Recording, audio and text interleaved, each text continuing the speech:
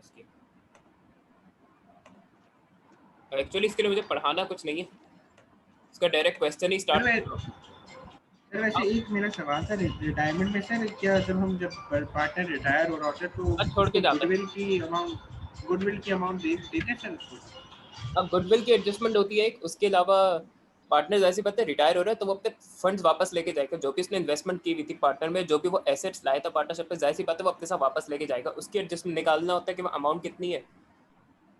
इस पॉसिबिलिटी ये भी होती है कि पार्टनर अपने पैसे वापस ना लेके जाए, वो ये कहते हैं कि मैं इसको लोन के तौर पे छोड़ के जा रहा हूँ, तो वो एडजस्टमेंट हो सकती है। इसके अलावा रीवैल्यूएशन की एडजस्टमेंट वैसे ही करनी होती है जैसे एडमिशन में होती है। तो ऑलमोस्ट काफ़ी सारी चीज़ें एडमिशन से सिमिलर ही है, सिर्फ 19-20 का फ़र्क है कि पार्टनर के फंड्स निकालने होते हैं कि वो पार्टनरशिप छोड़ के जा रहे हैं तो उसके फंड्स कितने बनते हैं। तो देख लेना, आसान है, एडमिशन जैसा ही है ऑलमोस्ट। रीवैल्यूएशन सेम होगी, गुडविल की एडजस्टमेंट भी सेम तरीके से ही होगी, डिफरेंस बस फंड्स निकालने का है। अच्छा ये इंपॉर्टेंट सब टॉपिक है, इसका डिसोल्यूशन शुरू कर दूंगा, इसके लिए पढ़ाना कुछ नहीं होता। जरा क्वेश्चन का नाम देखना, और ये अपने ही वेरिएंट का है।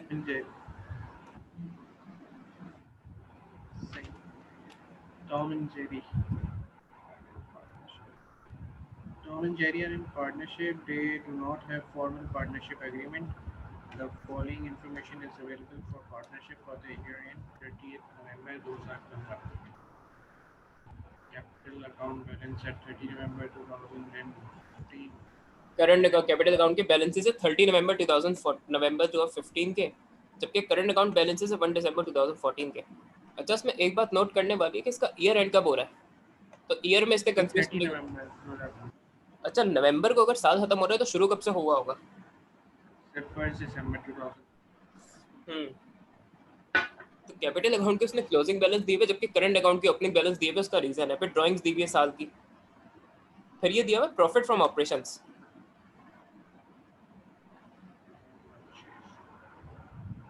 अच्छा प्रॉफिट फ्रॉम ऑपरेशंस का मतलब होता है कि जब कंपनी पढ़ोगे तो पता चल जाएगा।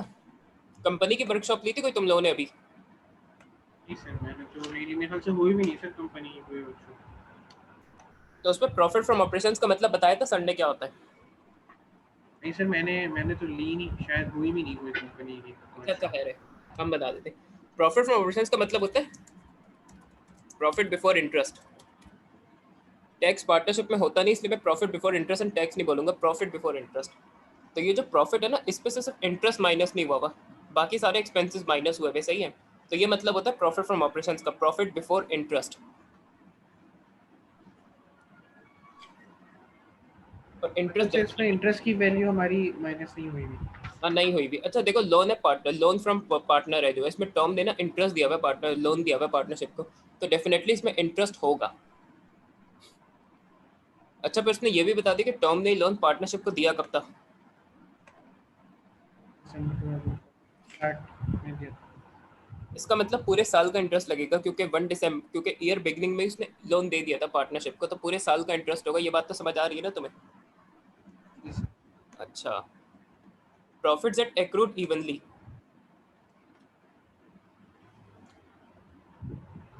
इसका मतलब समझना जरूरी है। देखो इसका मतलब ये है कि ये पूरे साल का प्रॉफिट फ्रॉम ऑपरेशंस दिया हुआ है, और इसका मतलब है कि हर महीने ना सेम अमाउंट ऑफ प्रॉफिट हुआ है। अगर तुम इसको डिवाइड बाय 12 करो तो एक महीने का प्रॉफिट आ जाएगा, और हर महीने वही सेम अमाउंट ऑफ प्रॉफिट हुआ है। इसका मतलब ये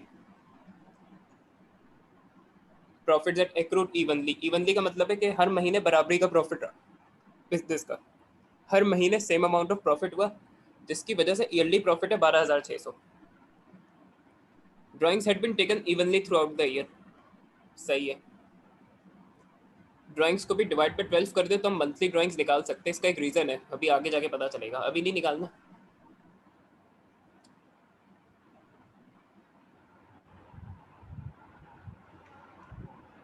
अच्छा तुम देखो इनका, जब बिजनेस स्टार्ट किया था तो इनका कोई पार्टनरशिप एग्रीमेंट नहीं था, सही है। They do not have a formal partnership agreement.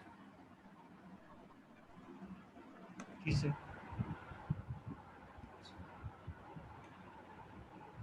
और 1 सितंबर 2015 को उन्होंने एग्रीमेंट बना दी। Tom and Jerry prepared a formal partnership agreement to take effect from 1 सितंबर 2015।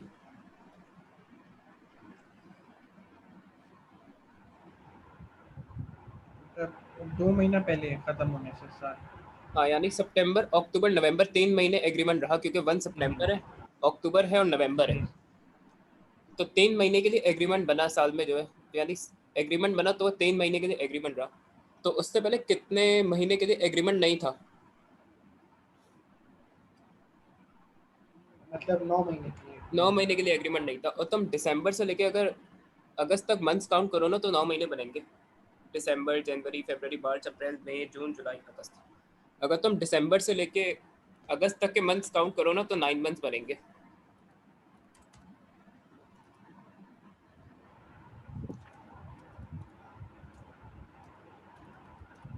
अच्छा, इसके बाद फिर 1 सितंबर से लेके 30 नवंबर तक बनेंगे सिर्फ 3 महीने। तो अब इसी साल के 9 महीने तो जब हमने कोई एग्रीमेंट नहीं फॉलो किया, और फिर आखिर के 3 महीनों के लिए एग्रीमेंट बना लिया, तो ये होते हैं चेंज ऑफ एग्रीमेंट के क्वेश्चंस।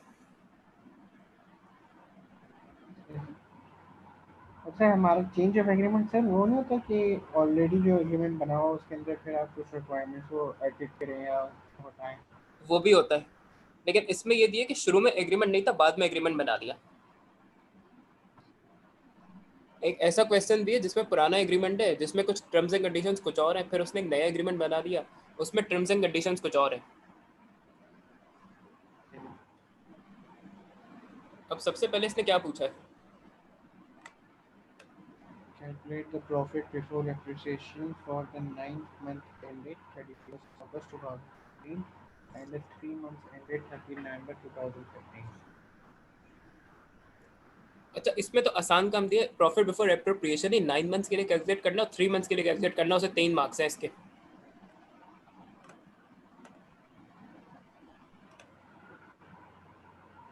सर वो फिर वही 12,600 वाली अमाउंट आएंगे ना। उसी को यूज करेंगे। 12,600। जैसे मैं एग्जांपल देता हूँ, हम 12,600 में से ना 9 मंथ्स का प्रॉफिट निकाल लेंगे।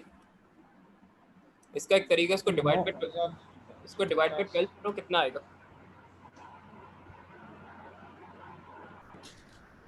ये आएगा सर 1,050। 1,050, शाबाश। अब अगर मुझे 9 महीने का प्रॉफिट निकालना है तो मैं क्या करूंगा?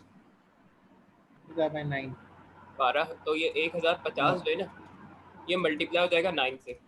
बता दो 9 महीने का प्रॉफिट बिफोर एप्रोप्रिएशन। 450 9,450। बेहतरीन बेहतरीन, 9450। सर हम डायरेक्ट ये भी कर सकते हैं 12,600 इंटू 9 डिवाइड बाई 12। हाँ, मैं तो वही प्रेफर करता हूँ, लेकिन मैंने कहा ऐसा ना हो कि तुम लोग को इतना डायरेक्ट पता मेथड पता नहीं आता हो या ना आता हो, इसलिए मैंने सर थोड़ा मैं ये। मैं भी सर वैसे ही करता हूँ, वो बस ज़्यादा कर लो इजी ना, रहता 3 महीने का निकाल दो, शाबाश, जल्दी।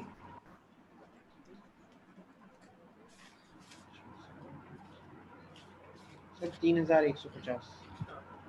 अब ये वो टॉपिक है जिसके लिए ना मैं कुछ पढ़ा नहीं सकता, ये टोटल कॉमन सेंस पे करना है। वैसे एक एग्जामिनर एक अप्रोच रिकमेंड करता है, वो मैं भी उसी से कराऊंगा।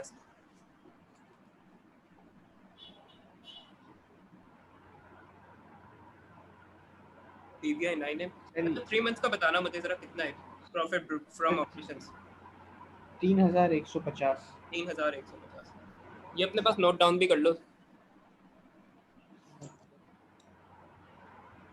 अच्छा, ये टॉपिक ना कम आता है, लेकिन ये ऐसा ना आ जाए फिर, इसलिए मैं करा रहा हूँ उसको। सही है, वरना बाज़ बार टीचर छोड़ भी देते हैं इसको क्रैश कोर्स में, क्योंकि ये इतना बहुत कम आता है ये। लेकिन मैं करा के भेजूंगा कि ऐसा ना आ जाइए कि तुम लोग रोज फंसो पेपर में। चलो बेहतर है सेफ साइड पे। बिल्कुल। तो मेरी थोड़ी अप्रोच ही है कि मैं क्वालिटी ओवर क्वांटिटी अप्रोच जरा यूज़ करता हूँ। क्वेश्चन में थोड़े कम कराता हूँ, लेकिन पढ़ाता हर चीज़ हूँ। मैं ये नहीं करूँगा कि यार ये टॉपिक नवंबर में आया था तो ये चलो मैं जून के लिए नहीं कराता, क्योंकि अक्सर इस तरफ ये हो रहा है, जो चीज़ नवंबर में देता है वही चीज़ रिपीट कर देता है जून में। अब तो गैसिंग बहुत मुश्किल हो गई है। सही, ये पार्ट समझ आ गया, ए पार्ट। जी सर समझ आए। अच्छा, एग्जामिनर डेफिनेटली फैन होगा टॉम एंड जेरी का, जब भी उसने क्वेश्चन बना दिया इस पे। और कुछ कोई टॉपिक भी मुश्किल लगता है तो टॉम एंड जेरी पढ़ के तो खुश होंगे शुरू में, लेकिन क्वेश्चन अजीब उस पे, अनयूजुअल टॉपिक पे।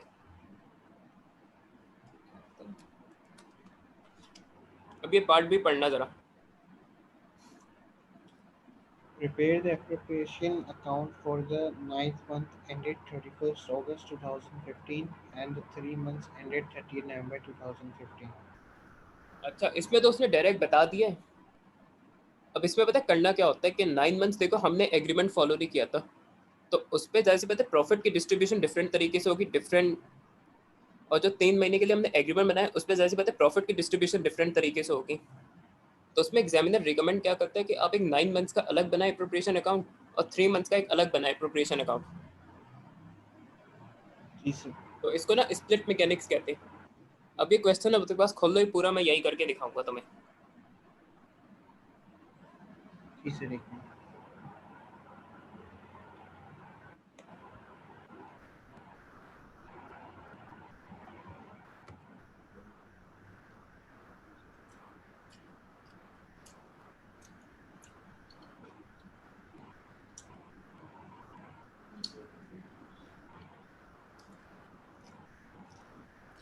सर कौन सा ईयर है ये? ये नवंबर 2016 का पेपर 22 है, उसका क्वेश्चन 1 है।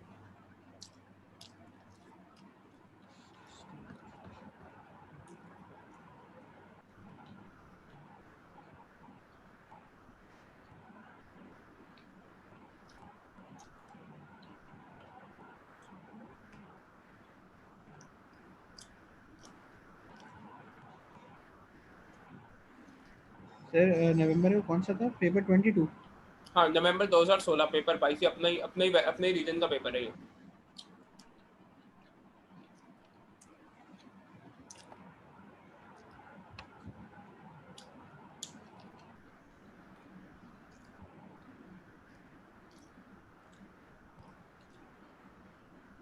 जी सर, खोल लिया मैंने।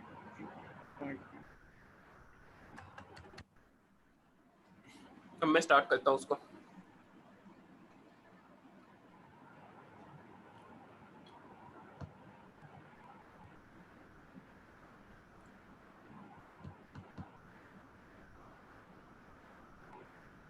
अच्छा, इसको एक्सेल में मैं इसलिए नहीं कर रहा ताकि कुछ चीज़ों की वर्किंग समझा सकूँ तुम लोगों को, किसमें करना क्या है।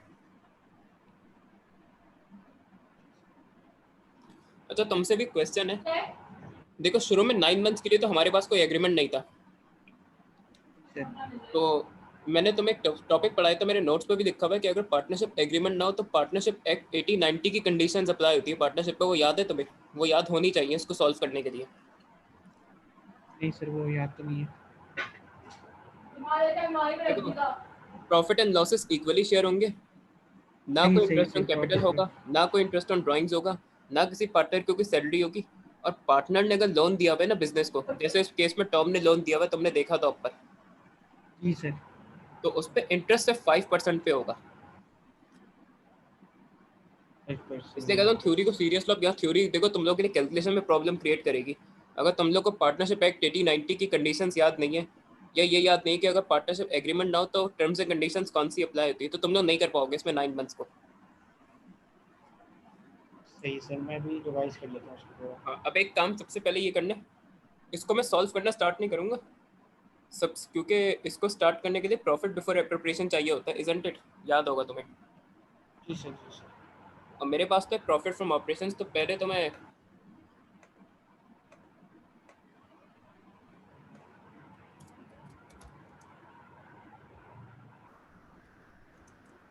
इसको भी यही करना पड़ेगा, क्योंकि मसला पता है क्या है, 9 मंथ्स और 3 मंथ्स दोनों के लिए करना है।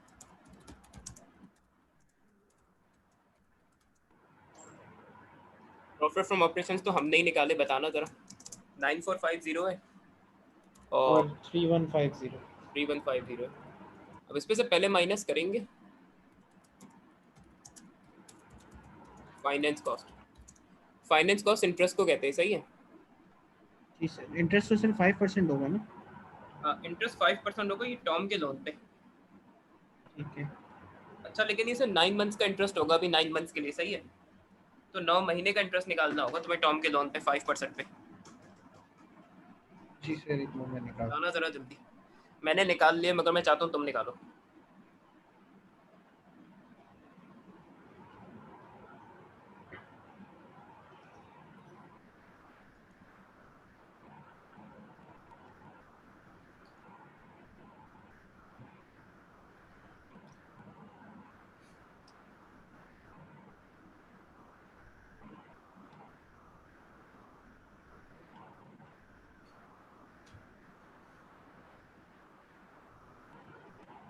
सर 900।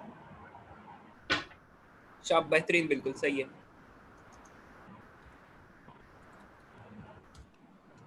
हम पहले 9 मंथ्स का ही कंप्लीट करेंगे, सही है। तो अब आ जाएगा प्रॉफिट बिफोर एप्रोप्रिएशन, बताना।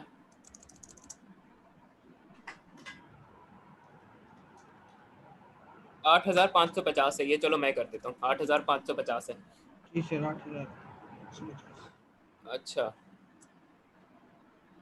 अच्छा, अब जब इसमें क्वेश्चन में एक चीज़ देखना कि जब उसने एग्रीमेंट बनाया 3 महीने के लिए, तो उसमें इंटरेस्ट ऑन कैपिटल भी है, इंटरेस्ट ऑन ड्राइंग्स भी है और सैलरी भी है।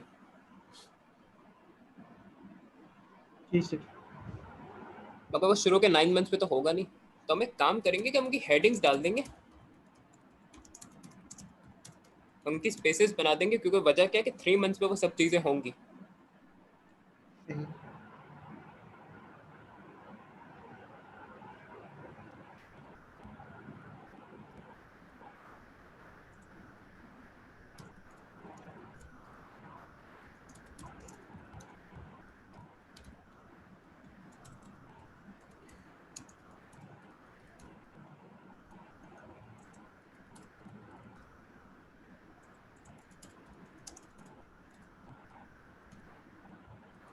सैलरीज में जो है वो सिर्फ थॉमस की है,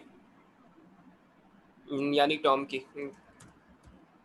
सो थॉमस भी नाम होता था टॉम एंड जेरी के कुछ एपिसोड्स पे उसका। तो ये आ जाएगा residual profit.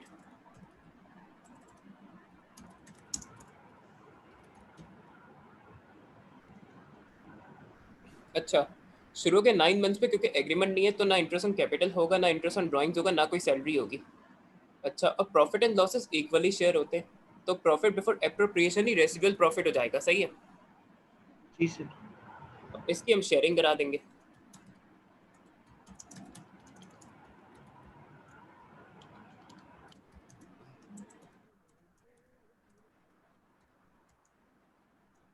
Sir residential profit और वो, हाँ सही है सर, प्रॉफिट एप्रिसिएशन सेम होता है। अच्छा,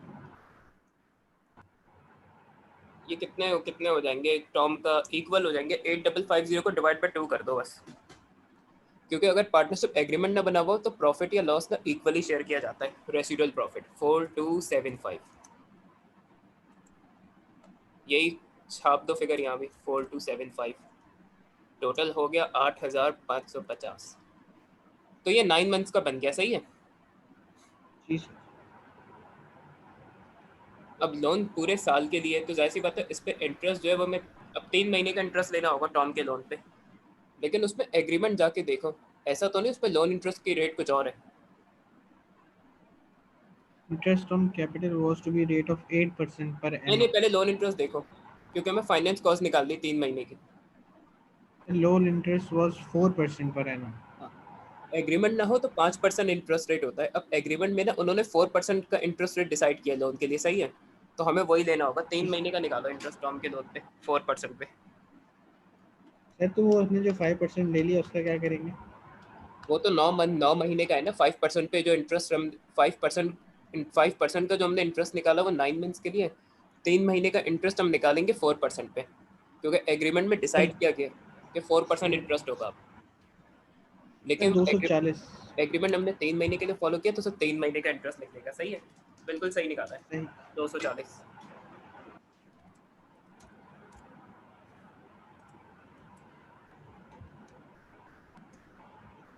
सर ये जो टर्म्स एंड कंडीशन है ये सिर्फ, हाँ ये सिर्फ सर वो 3 महीने के लिए एप्लीकेबल है ना? अब क्योंकि तुम देखो ना, सितंबर से ये एग्रीमेंट हमने सितंबर से हमने एग्रीमेंट को फॉलो करना शुरू किया, और हमारा ईयर एंड होता है नवंबर में इस क्वेश्चन में। तो सितंबर, अक्टूबर, नवंबर, और 1 सितंबर से हमने एग्रीमेंट फॉलो करना स्टार्ट कर दिया, तो 3 महीने होंगे। सितंबर, अक्टूबर, नवंबर, सितंबर, अक्टूबर, नवंबर, 2910। अब हाँ, इंटरेस्ट ऑन कैपिटल है 9 महीने में, तो हमें पहले थॉमस का निकालना होगा, फिर जेरी का। इंटरेस्ट ऑन कैपिटल निकालना आता होगा, ये 3 महीने का निकलेगा लेकिन। सर एक मिनट में निकाल के ट्राई करता हूँ सर। सर इस पे भी 5% लगेगा ना? नहीं, इंटरेस्ट ऑन कैपिटल का रेट दिया हुआ है एग्रीमेंट में। सर वो 8% दिया हुआ है पर एनम। पर एनएम का मतलब है एक साल का इंटरेस्ट रेट है, हमें ये सब 3 महीने लेकिन ये 3 महीने निकालना है। अब क्योंकि एग्रीमेंट सिर्फ 3 महीने के लिए फॉलो किया है ना हमने इस साल, तो इंटरेस्ट सिर्फ 3 महीने का होगा।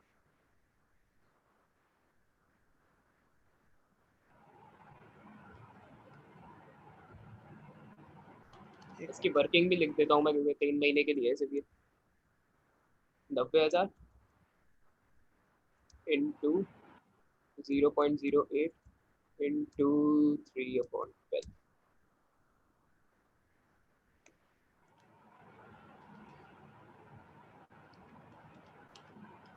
सर 1800। 1800 बिल्कुल सही है। इस पे ब्रैकेट बना लेना क्योंकि माइनस होगा। इसी तरह पर जेरी, जेरी का नाम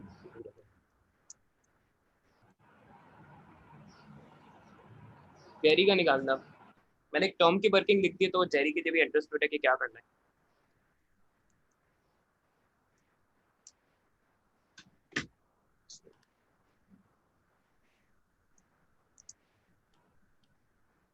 सर 1080। 1080 सही है। अब हम आ जाते हैं इंटरेस्ट ऑन ड्राइंग पे। अच्छा, ये प्रॉफिट में ऐड की जाती है क्योंकि ये पार्टनर को अपनी जेब से पे करना पड़ता है पार्टनरशिप को।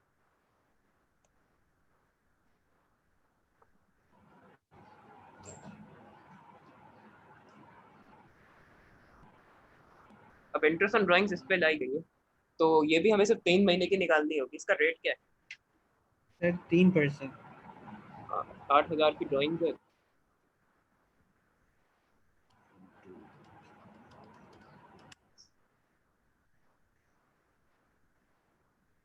सर ये 60 आएगा सर टॉम का। कितना है ये? निकाल लो। टॉम, ड्राइंग से टॉम की 8,000, 8,000 पे लगेगा 0.03, करिए 3/12 में जाएगा।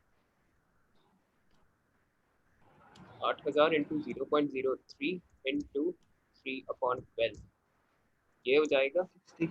60। सही है। इसी तरह जेरी की भी निकाल लो।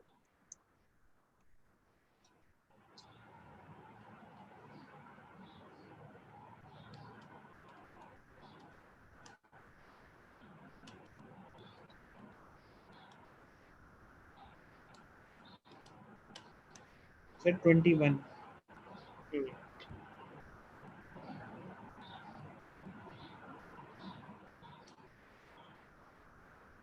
21 है, क्या करेंगे, इतने कम कमा रहे, ये बिल्कुल यही रियलिटी है। अच्छा, थॉमस की सैलरी है इसमें। अब वो सैलरी तुम देखना, उसने पूरे साल की दी है।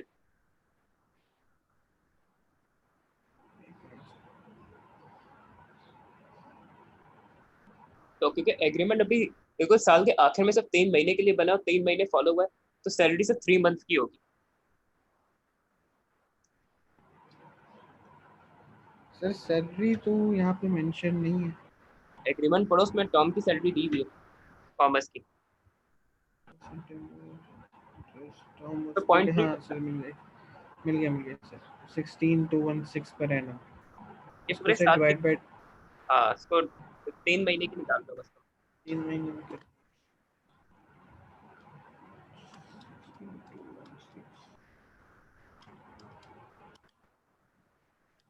सर 4054।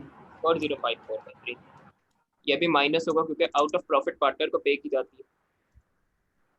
अब तेरा रेसिडुअल प्रॉफिट निकाल दो इसका।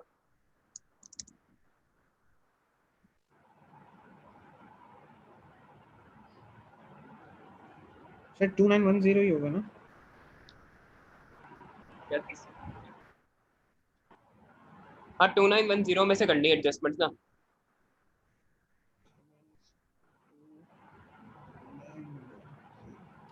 सर 1144।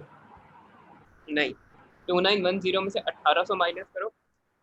1080 माइनस होगा, 60 ऐड होगा, 21 ऐड होगा, और माइनस होगा 4054। सर 1060 भी माइनस होगा ना 1080। 1080 माइनस होगा, कोई इंटरेस्ट ऑन कैपिटल है, और 1800 भी माइनस होगा।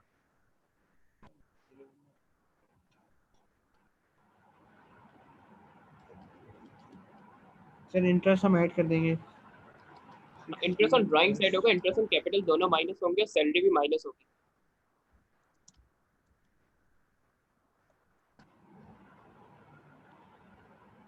सर अगर हम वो माइनस कर देंगे सर तो ये हम लॉस में नहीं चले जाएंगे? हाँ हाँ लॉस है, ऑब्वियसली लॉस हो सकता है, कोई उसमें परेशानी की बात नहीं है, लॉस भी हो सकता सही सर।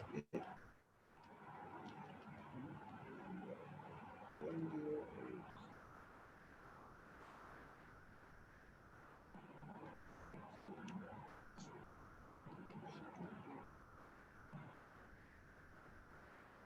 लॉस, रेसिडुअल लॉस क्या आ रहा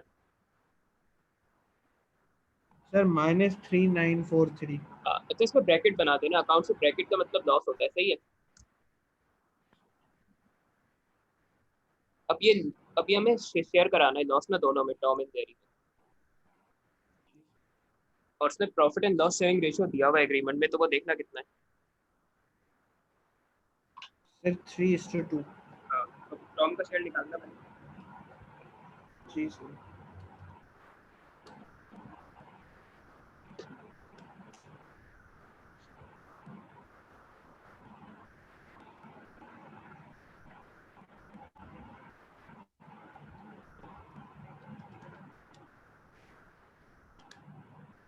सर 2367। हाँ 2366, टू सर थ्री 2367 आ रहा है। अच्छा मेरा 2365.8 आ रहा है। सर 3945 है ना सर? 3943 है। 43, अच्छा मैंने 45 है, 3943। हाँ तो 2366, अब तुम जेरी का निकाल लो जल्दी। 2365.8 सर।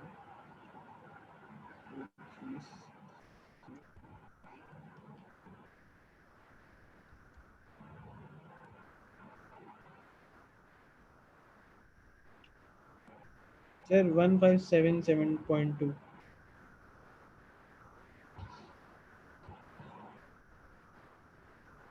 1577 है, क्योंकि डेसिमल के बाद 2 है, तो हम 1577 ले लेंगे, सही है। जी इसको सर। नोट कर लो जल्दी।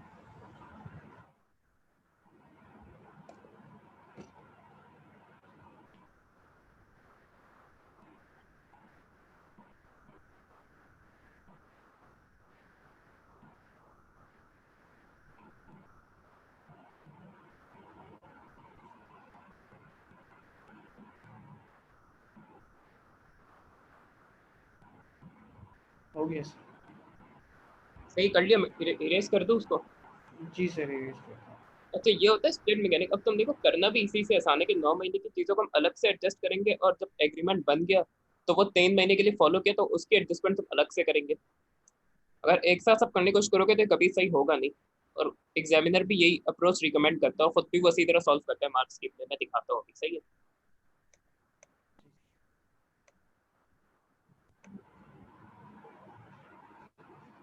अभी पार्ट सी में क्या कह रहे हैं?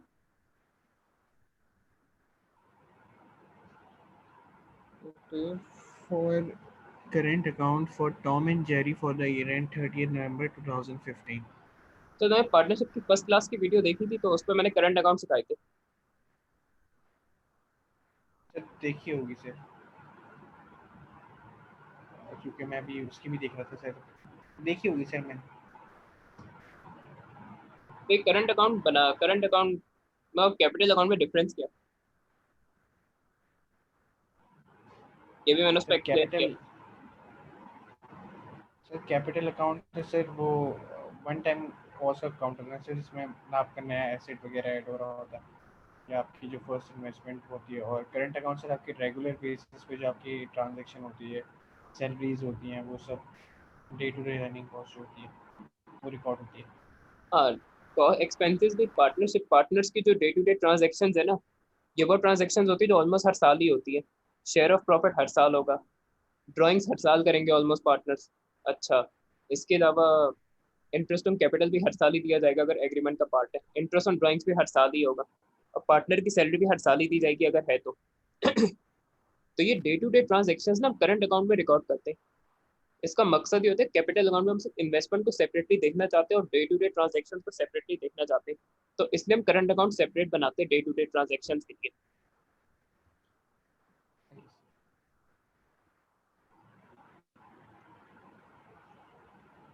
तो एप्रोप्रिएशन अकाउंट जो हमने बनाया ना उसको देख के जल्दी बन जाएगा।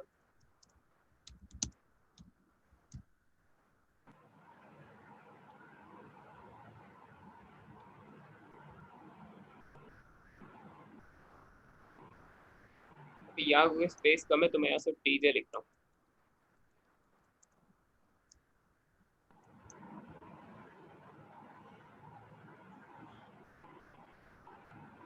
सर टीजी का क्या मतलब? अच्छा, हाँ, टॉम एंड जेरी, सही है सर, सही है सर, सही है। इनके ओपनिंग बैलेंसेस दिए हुए क्वेश्चन के स्टार्ट पे, बता सकते हो कितने?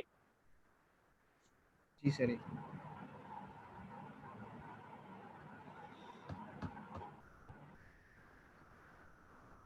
सर इनके टॉम का ओपनिंग है सर 18,000 क्रेडिट। हाँ, उसका क्रेडिट बैलेंस है, वेयर जेरी का नेगेटिव बैलेंस है। जी सर, 10800। अच्छा, करंट अकाउंट क्रेडिट नेचर के होते हैं क्योंकि इक्विटी का पार्टनरशिप की ना, अगर इसमें नेगेटिव बैलेंस है तो वो डेबिट बैलेंस होगा, और वो ड्राइंग ज्यादा करने की वजह से होता है सर्विस का। सर अगर जैसे यहाँ पे तो मेंशन है वैसे क्रेडिट डेबिट, अगर इसकी जगह सर ये हो सकता है जैसे 10,000 पे ब्रैकेट बना हुआ हो। हाँ, ब्रैकेट बना हुआ उसका ना नेगेटिव डेबिट बैलेंस होगा करंट अकाउंट में, सही है, क्योंकि करंट अकाउंट का पॉजिटिव बैलेंस क्रेडिट बैलेंस होता है। सही है सर। 10,800।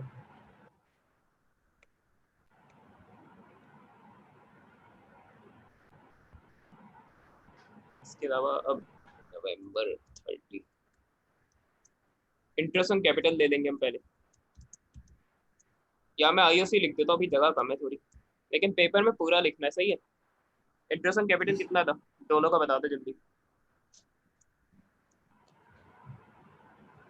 जो एप्रोप्रिएशन अकाउंट बनाए ना वही यूज होगा करंट अकाउंट बनाने के लिए, तो इसको करते इसे वक्त ना सर, एप्रोप्रिएशन अकाउंट अपने सामने रखना है। इसे मैं वो पेज को।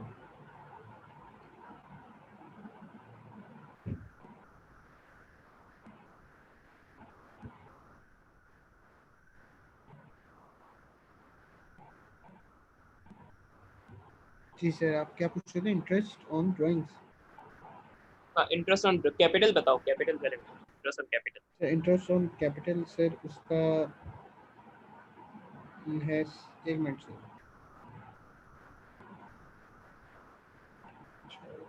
सर जेरी का सर 3 मंथ्स वाला बताना सर, इसमें ना दोनों 9 का मंथ्स वाला। अलग अलग बताओ, टॉम का भी बताओ, जेरी का भी बताओ। सर जेरी का है 1080 नेगेटिव। नेगेटिव तो बस देखिए माइनस करते पॉजिटिव ही है, वो नेगेटिव नहीं है। नेगेटिव तो मस्त देखिए प्रॉफिट में से माइनस करना पड़ता है, यहाँ क्रेडिट होगा ये। 1080 जेरी का है, सर 1800 टॉम का है। 1200 टॉम का।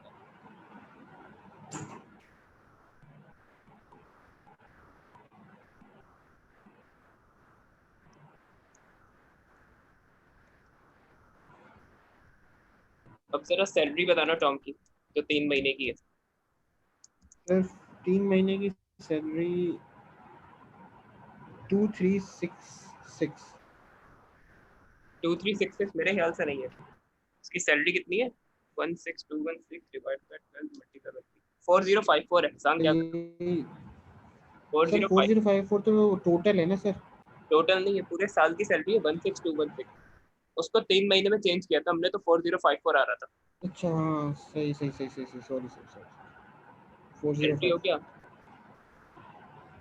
जी सर। इसके अलावा इंटरेस्ट ऑन लोन है टॉम का, उसके लिए ये करना है कि 9 महीना 3 महीने का ऐड कर लो एक साथ ना, तो वो एक साथ फिगर ले लेंगे यहाँ। उसके दो इंटरेस्ट हमने निकाले थे, एक 9 मंथ्स का निकाला था, एक 3 मंथ्स का निकाला था, उन दोनों को ऐड करके बताना टोटल कितना मिला उसको।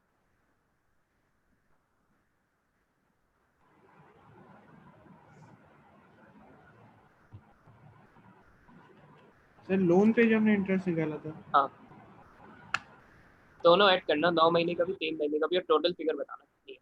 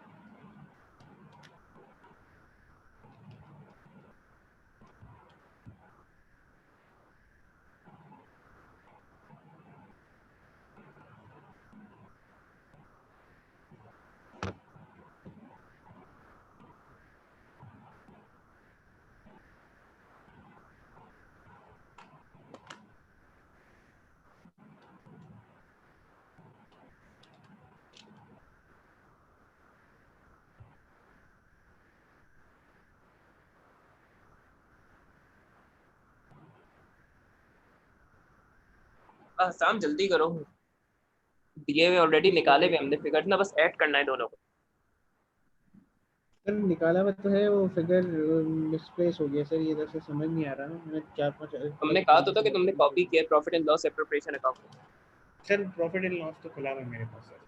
हाँ तो वो उसमें से बताओ ना। लेस सर, सर 8550 ना बढ़ ज्यादा इंटरेस्ट हो और रही है। सर एक मिनट सर, ये जैसे उसमें अप्रोप्रिएशन अकाउंट में सर ये लिखा हुआ है लेस सैलरी टॉप की 4055। लेस सैलरी नहीं, जो profit before profit from operation है उस पे से माइनस हो रहा होता है इंटरेस्ट ऑन लोन। तो सबसे पहले तो मैंने interest on loan he adjust किया था, तो वो 9 महीने का 3 महीने का अलग अलग निकाला, तो उन दोनों को ऐड कर दो। सर प्रॉफिट फॉर ऑपरेशन हमारा था 9450। दोबारा निकालो, 24,000 का 0.05, ये हो जाएगा 9।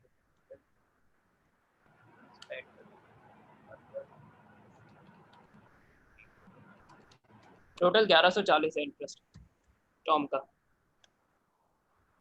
1140। अच्छा, सर ये आपने कितने परसेंट से निकाली है उसकी? 24,000। 9 महीने का 5% पे है, 3 महीने का 4% पे। ये निकाले हुए यार फिगर, मैंने जो है वहाँ बिल फिगर लिखे थे प्रॉपर, मैंने तुमसे नोट भी करवाए मैंने, उन्हीं को ऐड कर दिया मैंने। अब इसको निकालने में टाइम वेस्ट नहीं करो, अब देख लेना बाद में। सर वो फिगर बताएंगे आप मुझे क्या थी जो आपने ऐड करी है? देखो 9 महीने का तो 24,000 का 0.05, ये मल्टीप्लाई बाय 9/12 हो गया। 9 महीने का इंटरेस्ट 900 था, लिखा हुआ भी होगा वहाँ। हाँ जी सर, जी सर, जी सर, जी हाँ सर। 900 था, पे 3 महीने का कितना है उसके बराबर में ही लिखा तीन हुआ महीने बिल्कुल बिल्कुल सर। है। 240 था शायद। जी सर 240 तक। 240 है, तो 900। दोनों को मिलाएंगे तो 1140 आ जाएगी। सर मैंने इंटरेस्ट लिखा हुआ था, इसके आगे वो लिखा नहीं है ऑन सैलरी। हाँ तो प्रॉपरली इंटरेस्ट कॉपी करना ऑन था ना, मैंने तो प्रॉपर बनाया। सैलरी। अच्छा, अब यहाँ पहले लेंगे हम ड्राइंग्स। ड्राइंग्स कितनी है दोनों की? 8,000 उसकी टॉम की है, 2800 जेरी। 8,000 और 2,000। फिर हम इंटरेस्ट ऑन ड्राइंग्स भी लेंगे, आईओडी।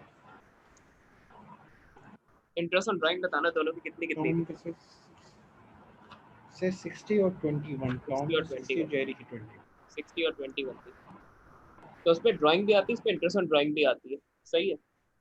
अच्छा, शेयर ऑफ प्रॉफिट सही के लिए ये करना है कि तुम देखो 9 महीने में प्रॉफिट शेयर किया था, 3 महीने में लॉस शेयर किया था, तो उसकी हम नेट वैल्यू ले लेंगे।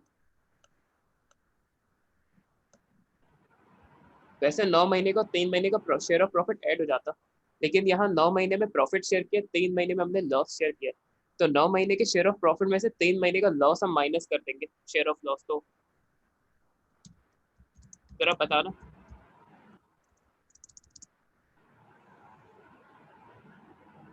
जी सर एक मिनट।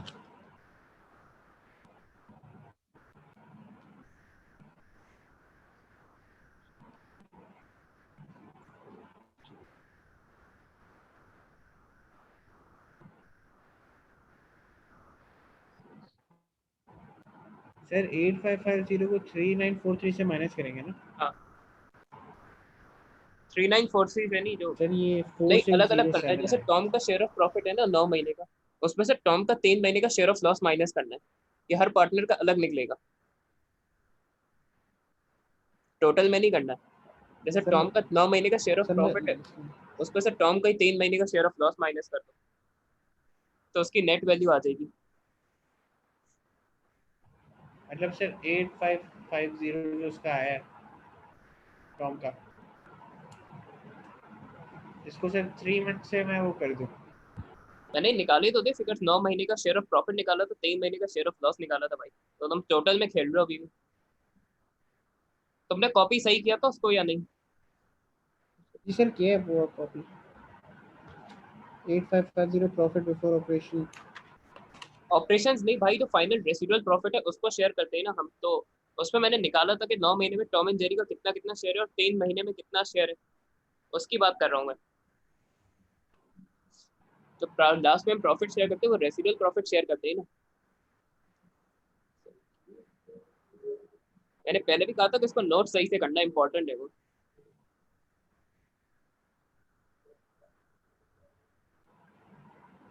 नहीं सर, शायद मेरे से मिस हो गया यार। नोट सही से करना चाहिए था ना, मैंने कहा था कि नोट सही से करना है उसको। हमें फायदा क्या हुआ इतना बड़ा बनाने का अकाउंट। निकालना पड़ेगा मुझे दोबारा। तो सारी मेहनत तुमने जाया कर दी, मैंने इसीलिए बनाया था कि तुम कॉपी करो उसको सही से।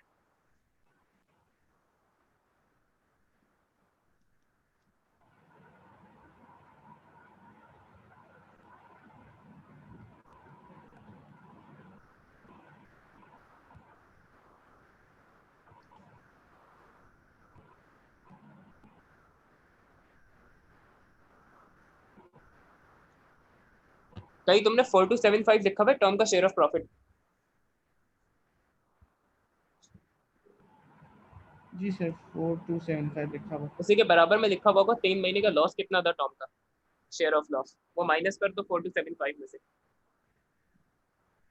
सर लॉस नहीं लिखा हुआ ना सर, अच्छा 4275 तो लिखा हुआ है सर टॉम का। लेंगे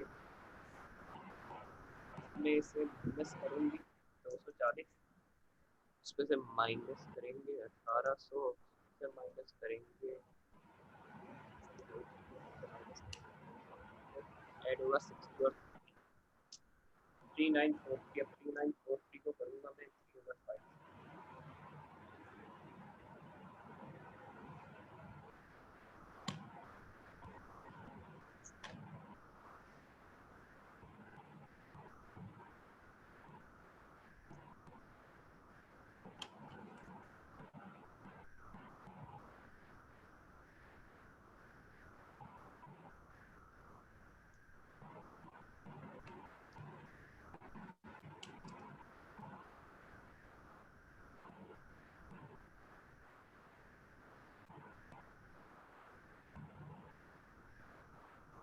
अभी मैं बता रहा हूँ कि मैंने निकाला कैसे है। जैसे टॉम का निकालना है नेट वैल्यू ना, उसका 9 महीने का शेयर ऑफ प्रॉफिट था 4275, उसमें से माइनस कर देंगे उसके 3 महीने का शेयर ऑफ लॉस जो कि 2366 है। तो वैल्यू क्या आएगी? सर 2366 जो था हमारा। 3 महीने का जो शेयर ऑफ लॉस है ना टॉम का, वो 2366 है, टोटल में वो जी 3943 था। जी जी सर सर सर, मिल गया सर, मिल गया। 1909 टॉम का। 665 यही सेम काम जेरी के लिए भी करना है, अगर ट्राई करना है सर तो कर लो। 1909। हाँ तो जेरी का करो। सर जेरी का 1577 मेरे पास लिखा हुआ है, और सर उसका मेरे ख्याल से दूसरा 2366 था। नहीं, ये तो थ्री उसकी नाइन फोर थ्री दूसरी डिवाइड बाई टॉम। 2/5, तो इसका one five sir seven seven है लॉस। 1577 3 मंथ्स का लॉस है सर, इसका 9 मंथ की क्या वैल्यू थी? तो मैं बताता हूँ, 8550 डिवाइड कर दो, उसका 4275 ही है जेरी का भी। 4275 में से 3 महीने का लॉस माइनस करेंगे, 42 कितना है जेरी का? Minus y 1577 divide sir 2698। 1971 है, 1972 है बल्कि। अच्छा नहीं नहीं, 3942 का डिवाइड करेंगे 2 और 5 से, तो यह है 1577। वन हाँ फाइव सेवन सेवन 3 महीने का लॉस है। अब सर इनको माइनस कर देंगे ना सर? हाँ, नेट वैल्यू ले लेंगे, ओवरऑल प्रॉफिट ही है, क्योंकि जो 9 मंथ का सर ये प्रॉफिट है ना वो 3 महीने के लॉस से ज्यादा है, इसलिए overall still share of profit ही बनेगा इनका। जी सर ये 2698 आता टू है। सिक्स नाइन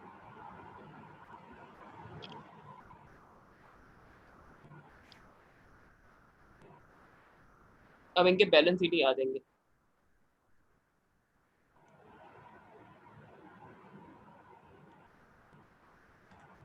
बैलेंस शीट ये सम तुम निकाल लो, तुम्हें पता होगा क्या करना है इसमें। जी सर मैंने हाँ, और 2 मिनट में निकालो जल्दी, ताकि डिसोल्यूशन की तरफ बढ़े हम लोग।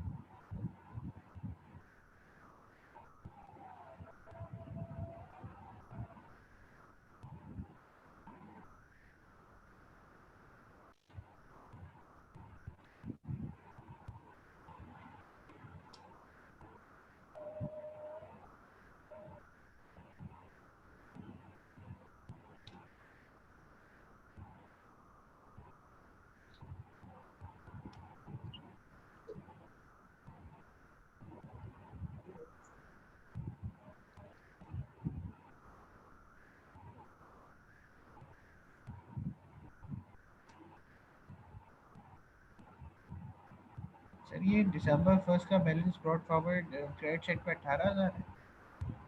हाँ 18,000 है, 18,405,41140 हमने सुना, जल्दी करो, इससे माइनस हो जाएगा 8,060, क्योंकि इसमें ऑब्वियस है कि क्रेडिट साइड बढ़ी है टॉम के करंट अकाउंट में ना, तो क्रेडिट साइड के टोटल में से डेबिट साइड का टोटल माइनस हो जाएगा, आंसर आ जाएगा।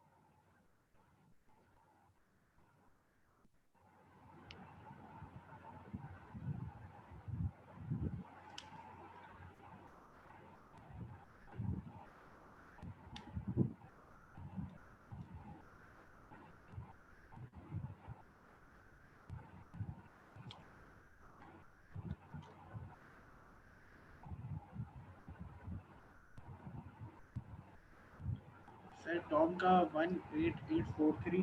हाँ सही है, जेरी का निकालो। अच्छा जेरी में एक बात नोट करना, उसका शायद डेबिट साइड बढ़ी है क्रेडिट साइड से करंट अकाउंट में, जी सर।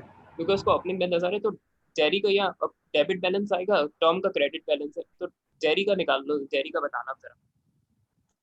10,000, 2,800, 21, सर 9043। 9043 सही है बस, इसको नोट कर लो अपने पास जल्दी, करंट अकाउंट को।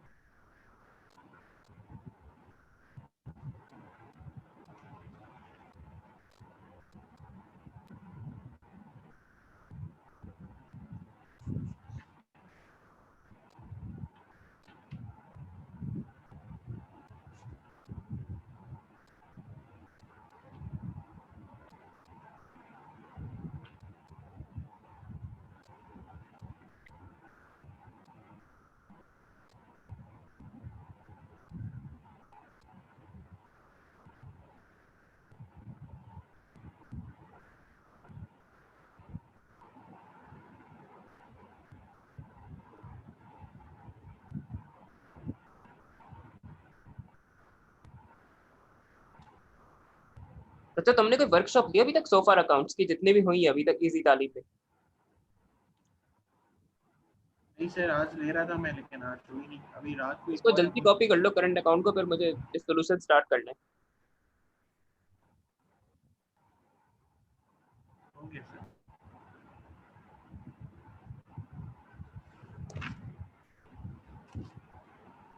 हो गया सर।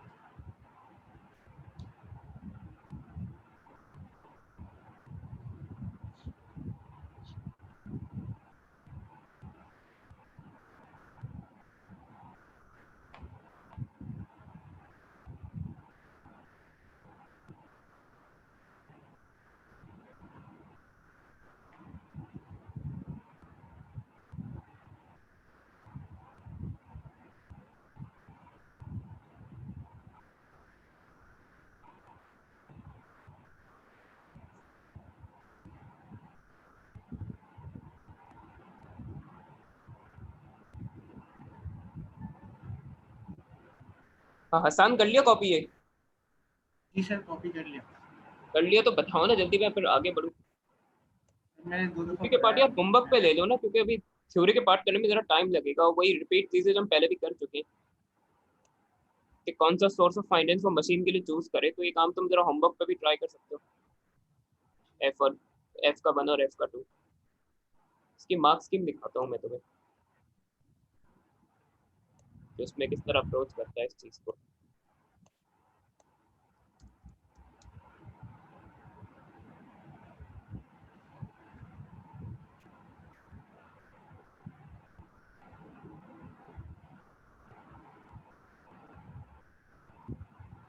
ये देखो, उसने पहले प्रॉफिट बिफोर एप्रोप्रिएशन निकाले, सही है, वो निकलवाए थे, वो तो मैंने भी निकाल दिया। अब तुम खुद देखो उसने ये एप्रोप्रिएशन अकाउंट कैसे बनाया।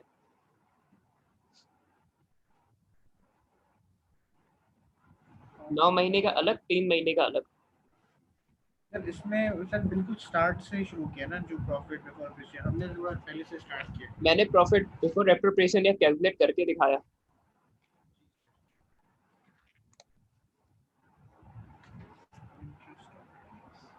अच्छा, प्रॉफिट एप्रोप्रिएशन ऊपर पार्ट ए में ही करना था, मैंने बी में कर दिया, सॉरी, लेकिन बाकी फर्क कोई नहीं पड़ेगा, लेकिन बाकी सब वैसे ही किया। वही देखो, यही रेसिडुअल प्रॉफिट बन गया, शेयर हो गया यहाँ, लेकिन इंटरेस्ट ऑन कैपिटल था, फिर इंटरेस्ट ऑन ड्राइंग्स था, फिर सैलरी थी उसकी टॉमी की, थॉमस की, 4054 के ऊपर शेयर हो गया। देखो 9 महीने में प्रॉफिट शेयर हुआ, 3 महीने में लॉस शेयर हुआ, सही है। तो देखो इसी फॉर्मेट में बनता है, मैंने कहा था एग्जामिनर भी ये यूज करता है, डायरेक्ट कोई भी नहीं कर सकता ये सॉल्व सही।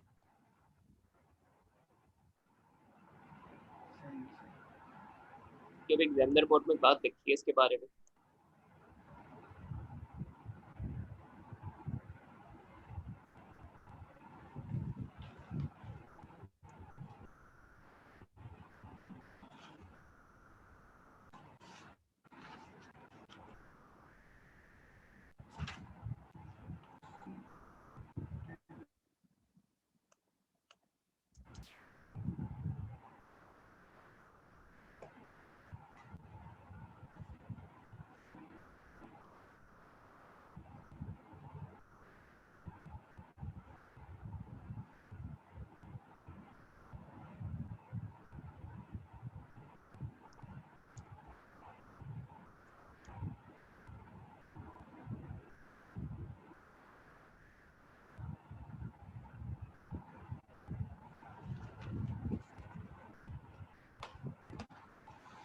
Marks will always be awarded for valid workings, अगर फाइनल आंसर सही नहीं तो वर्किंग्स की, तो वर्किंग के मार्क्स मिल जाएंगे। फिर ये question one Tom and Jerry वाला था,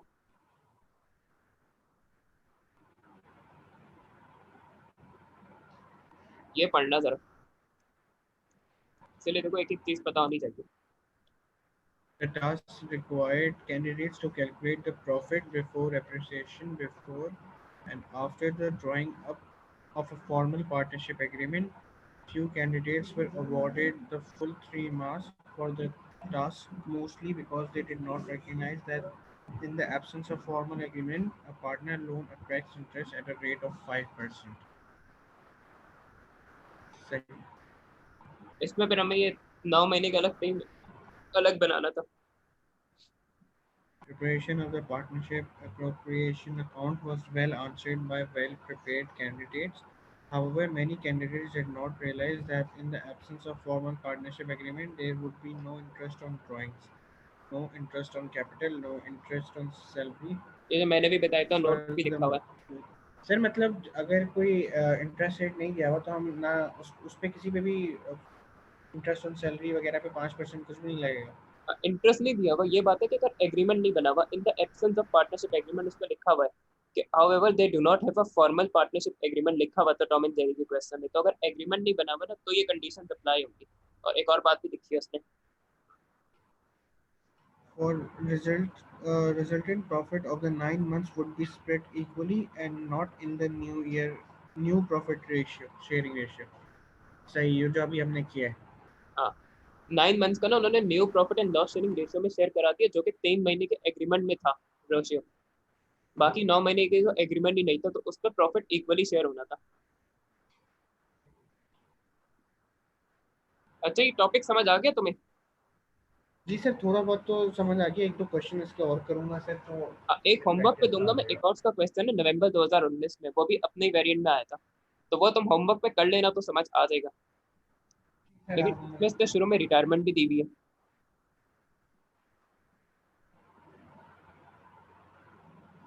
तो उस क्वेश्चन में तुम्हें पे जो समझना है, भी होमवर्क दूंगा मैं जिसका पार्टनरशिप का ना, सही सर। तो फिर उसको जल्दी समझ नहीं आएगी ऑब्वियसली, को मैं आंसर करूंगा, मैं बताऊंगा फिर क्या करना है, क्योंकि मुझे डिसोल्यूशन भी करना है इसलिए। सर तो अभी तो वही भी नहीं आया, हम शुरू करिए। हाँ मत बोलो, हाँ तुम कुछ बोल रहे हो।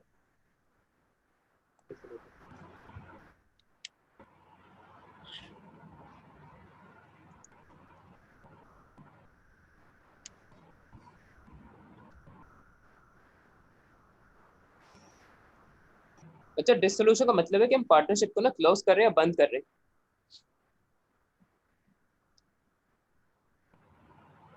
इसके कुछ रीजंस हो सकते हैं, एक तो ये कि पार्टनर्स में कॉन्फ्लिक्ट्स है।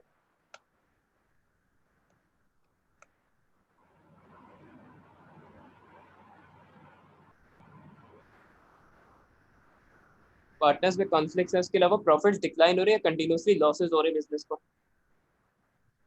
या तो पार्टनरशिप बैंकरप्ट हो गई है, या कोई पार्टनर मर गया। इसके अलावा ये रीजन A2 वाला है, लेकिन लिख सकते हो अगर पार्टनरशिप को हम प्राइवेट या पब्लिक लिमिटेड कंपनी में कन्वर्ट कर रहे हैं ना, तो भी पार्टनरशिप डिसॉल्व हो जाएगी।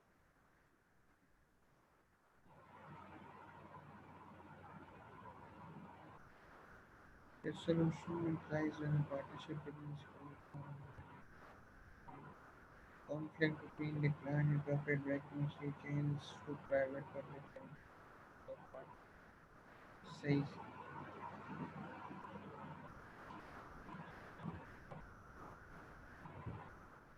अच्छा इसके ना कुछ फिक्स स्टेप्स है, ये बहुत फिक्स पैटर्न में सॉल्व किया जाता है इसका क्वेश्चन। तो उसमें एक डिसोल्यूशन अकाउंट बनाना होता है डिसोल्यूशन गेन या लॉस निकालने के लिए। तो ये स्टेप्स मैं बंदा बंदरा समझाता हूँ, तो वही करना क्या है इसमें। सबसे पहले एसेट्स क्लोजर है, तो सबसे पहला काम ये करेंगे कि सारे एसेट्स ना बैलेंस शीट से ट्रांसफर करेंगे डिसोल्यूशन अकाउंट में। तो जो एसेट्स ऑब्वियसली बैलेंस शीट पर डेबिट होते हैं, एसेट्स डेबिट नेचर के होते हैं ना, ये तो पता होगा तुम्हें। सर आपकी आवाज़ थोड़ी सी कट रही थी। अच्छा, मैं ये कह रहा हूँ कि एसेट सारे डेबिट नेचर के होते हैं ना, डेबिट बैलेंस होता है जी जी एसेट सर। का। जी जी तो सर। जी एसेट सारे डेबिट बैलेंस होते हैं, तो डिसोल्यूशन अकाउंट में भी वो डेबिट कर दिए जाएंगे, सही है। जी sir. Cash and cash equivalent लेकिन नहीं डेबिट किया जाएगा डिसोल्यूशन अकाउंट में, क्योंकि कैश का अकाउंट हम अलग से बनाते हैं डिसोल्यूशन में, सही है। जी sir. Cash and cash equivalent के अलावा बाकी सारे एसेट्स डिसोल्यूशन अकाउंट में डेबिट कर दिए जाएंगे। इसी तरह पर क्लोजर ऑफ लाइबिलिटीज है, लाइबिलिटीज सारी लाइबिलिटीज का क्रेडिट बैलेंस होता है ना, जी सर। लाइबिलिटीज का क्रेडिट बैलेंस होता है ना हसान। जी जी सर। हाँ तो लाइबिलिटीज पर डिसोल्यूशन अकाउंट में क्रेडिट कर दी जाएंगी सारी, एक्सेप्ट फॉर बैंक ओवरड्राफ्ट।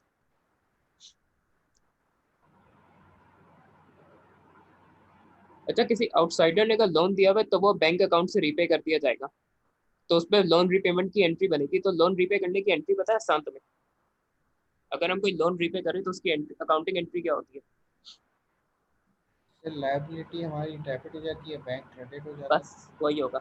अच्छा इसके अलावा लोन बाय पार्टनर है, अगर किसी पार्टनर ने लोन दिया हुआ था, तो या तो वो रीपे कर दिया जाएगा बैंक अकाउंट से, तो वही सेम एंट्री बनेगी, या वो ट्रांसफर किया जाएगा कैपिटल अकाउंट में। और एग्जामिनर अगर इसके बारे में कुछ बोल नहीं रहे तो फिर हम रीपे कर देंगे इसको बैंक अकाउंट से, सही है, पार्टनर के लोन को भी। जी सर। इसी तरह करंट अकाउंट के बैलेंसेस ना पार्टनर्स के ट्रांसफर किए जाएंगे कैपिटल अकाउंट्स में। तो अगर करंट अकाउंट में क्रेडिट बैलेंस है तो कैपिटल अकाउंट में भी हम उसको क्रेडिट कर देंगे, अगर करंट अकाउंट में डेबिट बैलेंस है तो कैपिटल अकाउंट में भी वो डेबिट हो जाएगा, सही है। जी सर। इसके अलावा ये भी हो सकता है कि पार्टनर को इतने एसेट्स अगर साथ लाए थे ना पार्टनरशिप में, तो पार्टनरशिप जब बंद हो रही है तो वो हो सकता है अपने व्हीकल्स या अपने मशीन वापस लेके जाए अपने साथ।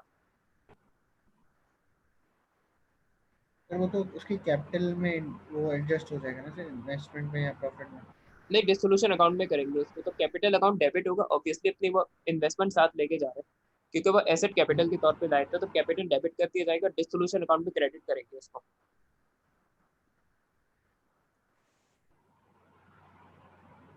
कैपिटल अकाउंट डेबिट होगा अगर कोई पार्टनर अपना एसेट अपने साथ वापस लेके जा रहा है, और डिस्ट्रीब्यूशन अकाउंट में ही वैल्यू क्रेडिट की जाएगी। इसके अलावा फिर डिस्ट्रीब्यूशन एक्सपेंसेस होते हैं। जब बिजनेस हम डिसॉल्व करते हैं ना, तो कुछ लीगल एक्सपेंसेस आते हैं कोर्ट के, क्योंकि उसके बगैर हम डिसॉल्व बंद नहीं कर सकते पार्टनरशिप।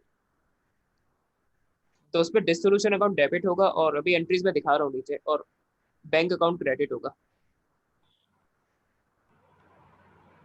इसके अलावा फिर ये डिस्ट्रीब्यूशन प्रोसीड निकालने होते हैं।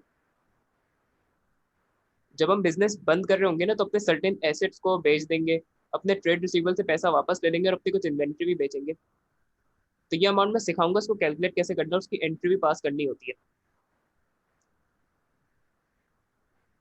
इसके अलावा जब मैं बिजनेस आखिर में बंद कर रहा हूँ, तो मैं ट्रेड पेबल्स की और एक्रूड एक्सपेंसेस भी अगर कोई है तो मैं उनकी पेमेंट कर दूंगा।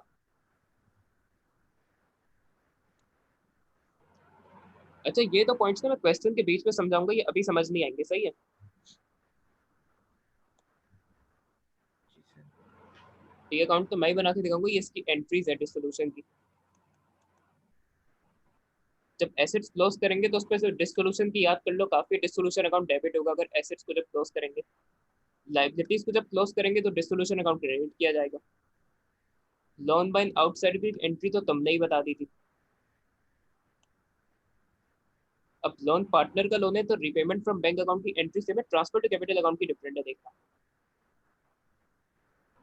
अगर मैं पार्टनर का लोन ट्रांसफर कर रहा हूँ उसके कैपिटल अकाउंट में, तो लोन अकाउंट डेबिट हो जाएगा, कैपिटल अकाउंट क्रेडिट हो जाएगा।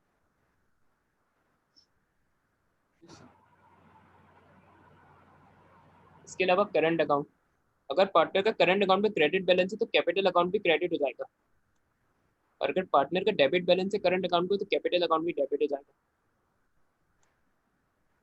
फिर है assets taken over by partner, capital account debit होगा जो कि तुमने भी बोला था, और क्रेडिट होगा डिसोल्यूशन अकाउंट।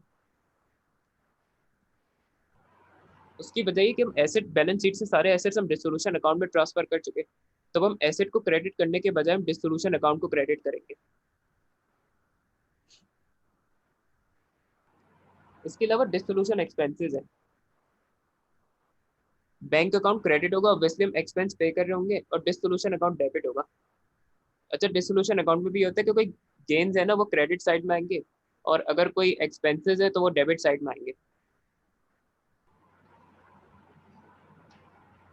अच्छा, फिर डिसोल्यूशन प्रोसीड्स, ये एक तरह का गेन है डिसोल्यूशन का। तो बैंक के कैश तो डेबिट होगा अगर हम एसेट बेच के कुछ रिसीव कर रहे हैं। डिसोल्यूशन अकाउंट इस केस पे क्रेडिट होगा, सही है।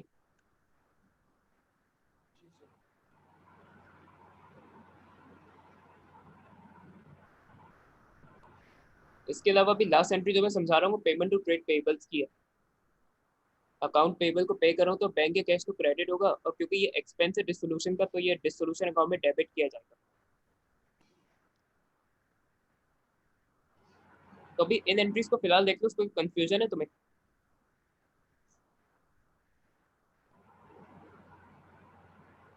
सर ये जब हम बना रहे होंगे तो उससे पहले हमें ये अकाउंट्स पूरे क्लियर बनाने पड़ेंगे ना सर, ये डिसोल्यूशन का और उसका। डिसोल्यूशन का एक पे डिसोल्यूशन का अकाउंट बनता है, फिर इसमें बैंक का कैश का अकाउंट बनता है, और कैपिटल अकाउंट बनता है, तीन चीजें बनती है।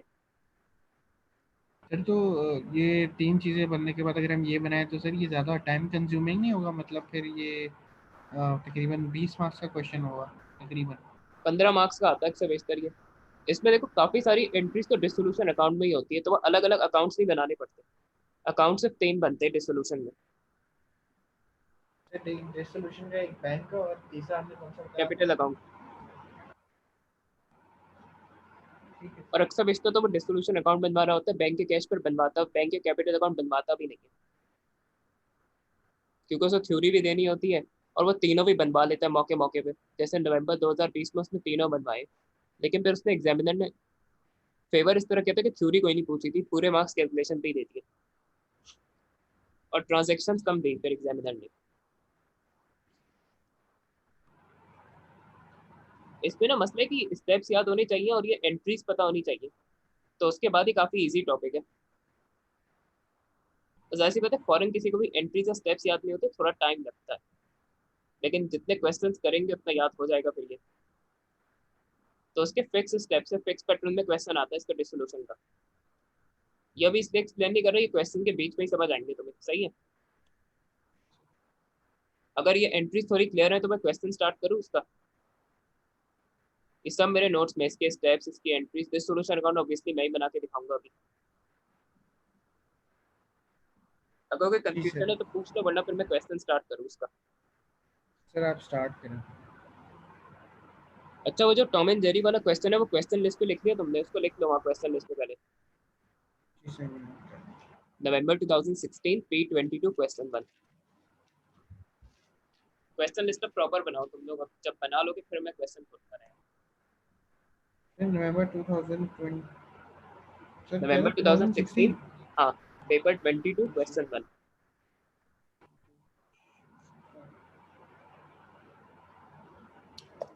कर दिया सर। लिख दिया? जी सर। जो एक पेज क्वेश्चन लिस्ट का बनाया उसी में लिख। अच्छा, उसके बराबर में ब्रैकेट में लिख लो चेंज ऑफ एग्रीमेंट, क्योंकि वो चेंज ऑफ एग्रीमेंट का क्वेश्चन है, सब टॉपिक है पार्टनरशिप का।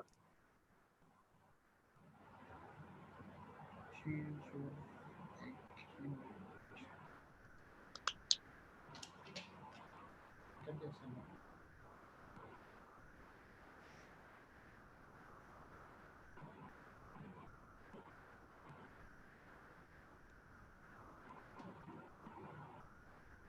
अब ये नवंबर 2020 में आया था अपने वेरिएंट पे।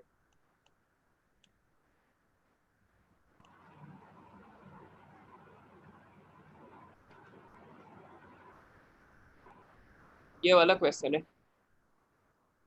Roberto and Sangeeta have been partnership for many years, sharing profit and losses in the ratio 3:2। चलो सही है।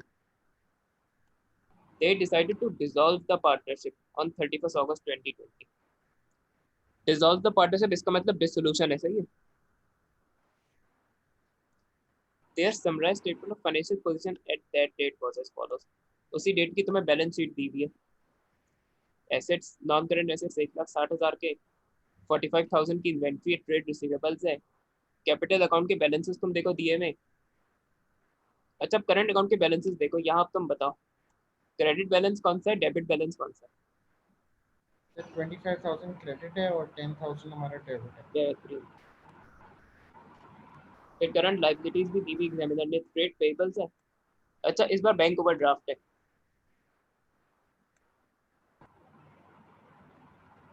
तो उसमें सर हमेशा ओवरड्राफ्ट तो हम रिकॉर्ड नहीं करते ना सर। किसमें, ओवरड्राफ्ट तो हम उसमें रिकॉर्ड नहीं करेंगे ना। डिस सोल्यूशन अकाउंट में नहीं आएगा, बैंक अकाउंट में, लेकिन ऑब्वियसली ओपनिंग बैलेंस के तौर पे आएगा बैंक अकाउंट बनाएंगे तो। इसमें हमेशा ये होगा कि पहले बैलेंस शीट दी हुई होगी और फिर एडिशनल इन्फॉर्मेशन दी हुई होगी। अब ये तुम पढ़ना जरा 5 points. The following information is also available. Non-current asset were sold for $175,000. Inventory was sold for $42,000. Trade receivable were settled after allowing a 20% discount. अच्छा, एक सेकंड Trade रुको। payable, अब ट्रेड रिसीवेबल्स का कह रहा है कि but settled after allowing 20% discount. Trade receivables की वैल्यू क्या है? सर ये 15,000। 15,000 है। तो इस पे 15,000 पे ट्रेड 20% लगा रिसीवेबल्स है ना, लेंगे। उनको 20% डिस्काउंट देंगे और जो बाकी अमाउंट है वो रिसीव करेंगे उनसे। इसका मतलब ये, उनको 20% डिस्काउंट अलाउ करेंगे और बाकी अमाउंट पे 80% हम रिसीव करेंगे उनसे। ट्रेड पेबल्स में settled after taking a 10% discount. हमें सप्लायर से 10% डिस्काउंट दिए तो हम 90% पे करेंगे 30,000 का सप्लायर्स को, सही है। और ये पढ़ना .5। This solution expenses of 40,000 were paid by check. Four ये थाउजेंड बैंक में आ जाएगा सर। फोर 4,000। थाउजेंड 4,000 पर पेड बाय, 40 नहीं है। अच्छा, इसमें देखो, एक तो बैलेंस शीट भी बहुत बड़ी नहीं है और ट्रांजेक्शन भी कम है इसमें। अब इसका ए पार्ट देखना। Prepare the partnership realization account. अच्छा, डिस्ट्रीब्यूशन अकाउंट को रियलाइजेशन अकाउंट और लिक्विडेशन अकाउंट भी कहते हैं, बात मैंने नोट्स में लिख दी है, सही है। जी सर। तो 5 मार्क्स का ये पूछा, फिर बी पार्ट क्या है इसका? Prepare the partner's capital account on dissolution of the partnership. मैंने कहा था कैपिटल अकाउंट भी बनवाते हैं डिस्ट्रीब्यूशन में। फिर तीसरा पार्ट है,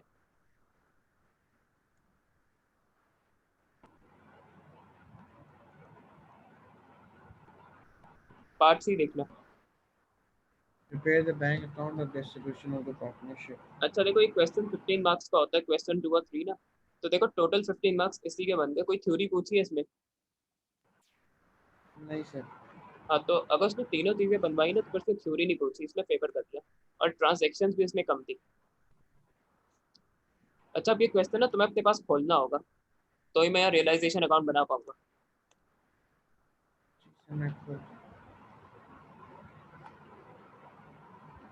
दिखा देता हूँ क्वेश्चन कौन सा है। ये नवंबर 2020 का पेपर 22 है। उस पर फिर ये क्वेश्चन 2 है डिसोल्यूशन का। 2020 का है। हाँ, नवंबर 2020 का, सॉरी क्वेश्चन 3 है।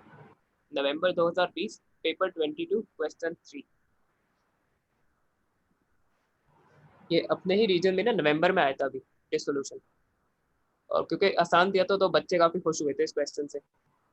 नवंबर में एएस का पेपर बहुत इजी आया था, तो वो स्टूडेंट्स बहुत ही लकी थे जिन्होंने नवंबर में पेपर दिया एएस का।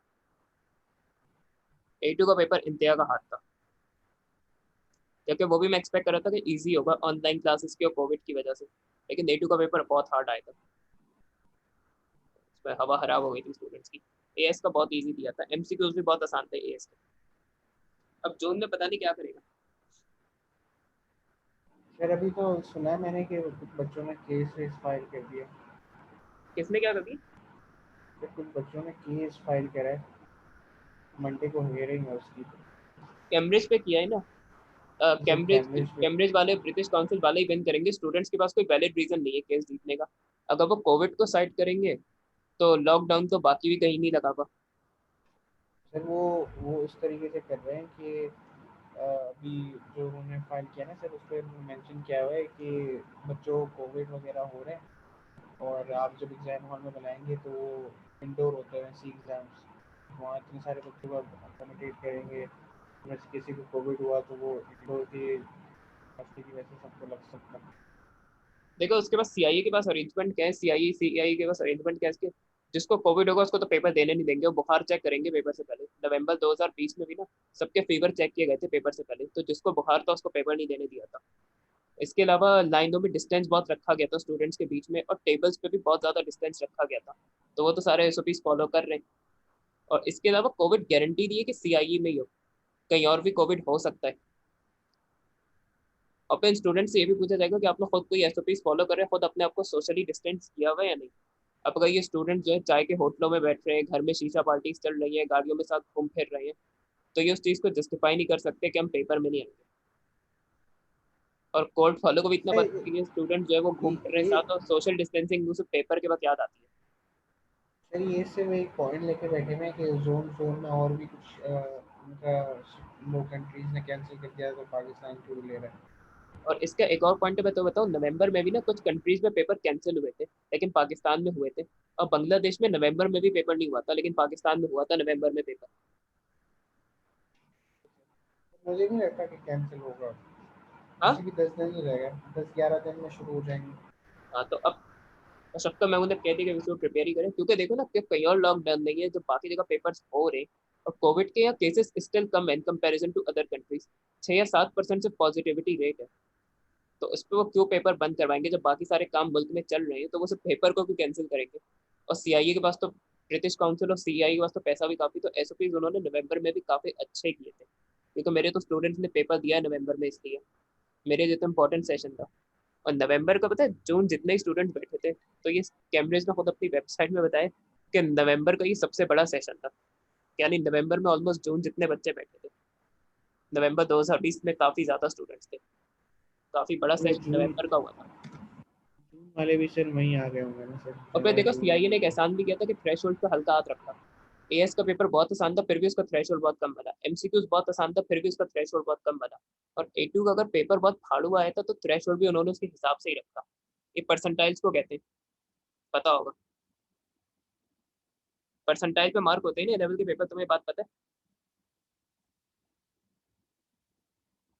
अच्छा भाई, इसका टाइम नहीं है, अभी करते हैं क्योंकि पेपर तो कैंसिल नहीं हो रहे। जस्टिफिकेशन नहीं ना, ऐसे ये करें कि सिर्फ पेपर से कोविड हो जाएगा, तो ये तो जस्टिफाइड रीजन नहीं है। और पॉजिटिविटी रेट कम है। और जिनको फीवर होगा उनको वैसे ही पेपर देने नहीं देंगे, उनको पे पैसे रिफंड कर देगा सीएम। या उन्हें नवंबर में अपियर होने का ऑप्शन देगा? चलिए भाई मैं कपड़े बदलने जा रही हूँ, जल्दी चलिए। सीआईए ने ऑप्शंस भी काफी दिए स्टूडेंट्स को। सर अब ऐसे कैंसिल करना मुश्किल ही, बहुत मुश्किल है। हाँ, अभी भी सर लगे हुए लोग कुछ के कैंसिल हो जाएंगे हो जाएंगे। क्योंकि इनको पता है मसला क्या है कि ये एक्सपेक्ट किए जा रहे हैं कि बगैर पेपर दिए हमें एक्सपेक्टेड ग्रेड मिल जाए। और पिछले साल जब सर एक्सपेक्टेड पोस्ट ग्रेड जिनके जाते अच्छे आए थे जून में, वो तो नाच रहे थे खुशी से। जिनके अच्छे नहीं आए थे तो फिर वो सीआईए के पेज पे जाके डिसलाइक्स कर रहे हैं, उन्हें गालियां दे रहे हैं, उन्हें दुनिया की सुना रहे हैं। तो कितना इन्होंने एहतजाज किया था, शफकत महमूद को उन्होंने प्रेशर दिया कि नहीं हमें वो टीचर वाले ग्रेड दिलवाए। तो शफकत महमूद ने कैम्ब्रिज से बात करके फिर टीचर वाले ग्रेड दिलवाए, वरना कैम्ब्रिज ने फेल भी किया था एक्सपेक्टेड ग्रेड्स में।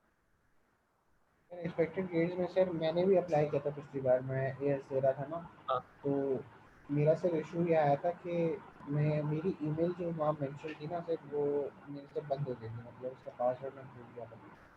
तो उन्होंने कोई ईमेल करी थी 15 तारीख को कि अगर आपको नवंबर में शिफ्ट करना है तो आप बैंक में फॉर्म वगैरह भर दें।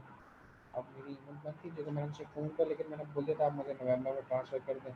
लेकिन मेरा सर अगस्त में रिजल्ट आ गया था प्रोजेक्टेड ग्रेड का, और उसमें मुझे यू मिला था क्योंकि मैंने इससे पहले पेपर दिया हुआ ही नहीं था। और मैं प्राइवेट स्टूडेंट था, मैं तो फिर कुछ समझ ही नहीं आया था प्राइवेट स्टूडेंट को किस बेस पे उन्होंने ग्रेड किया। हाँ, तो इन्होंने लिटरली फेल भी किया था। तो फिर कैम्ब्रिज पे मुख्तलिफ गवर्नमेंट्स का प्रेशर बहुत था, उन्होंने टीचर के ग्रेड भी थमाते थे। लेकिन अब इस बार ऐसा नहीं होगा, अगर एक्सपेक्टेड ग्रेड यूज करते तो उस पर रिस्क भी किस कदर है। तुम्हें यही तो नहीं पता मैंने तुम्हें ग्रेड फिर ये मिलेगा क्या। करा ना सर, अब सर मेरे तो पेपर के पैसे ज़ाया हो गए, मैं किस तरह से अपना अप्लाई करता। अगर पेपर दे रहा है तो कम से कम ये पता है ना कि हाँ, जैसा मैंने पेपर करके आया हूँ वैसा ही मुझे ग्रेड मिलेगा। ये तो पता होता है ना पेपर देके। और लिटरली ये स्टूडेंट अच्छा है, जब इनके प्रोटेस्ट तुम देखना, इन्होंने कोई ऐसा भी फॉलो नहीं किए। सब एक दूसरे के साथ चिपके खड़े हुए, कोई इनके बीच में डिस्टेंस नहीं है। सब आसपास खड़े हुए बहुत ज्यादा। और लिटरली खुद कोई भी एसओपीज फॉलो नहीं कर रहे हैं। और आपस में चीजें भी एक्सचेंज कर रहे हैं, तो उससे कोविड नहीं फैलेगा। प्रोटेस्ट कर रहे हैं तो प्रोटेस्ट में कोविड हो जाए इनको। तुम इनके प्रोटेस्ट की वीडियोस देख लो या पिक्चर्स देख लो, एक भी एसओपी फॉलो नहीं कर रही है। जी सर।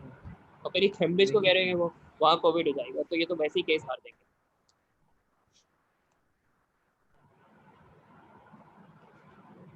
अच्छा नहीं, टाइम नहीं है इतना बातचीत का भी, क्योंकि ये क्वेश्चन शुरू करते। तुमने खोला है क्वेश्चन अपने पास?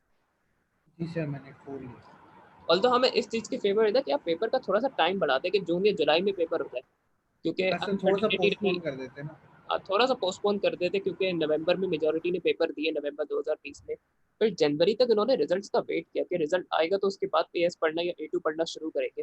तो मेजोरिटी स्टूडेंट्स ने तो पढ़ना ही लेट शुरू किया। फिर अनसर्टेनिटी रही कि पता नहीं पेपर होगा या नहीं होगा, तो थोड़ा सा टाइम और दे देना चाहिए था।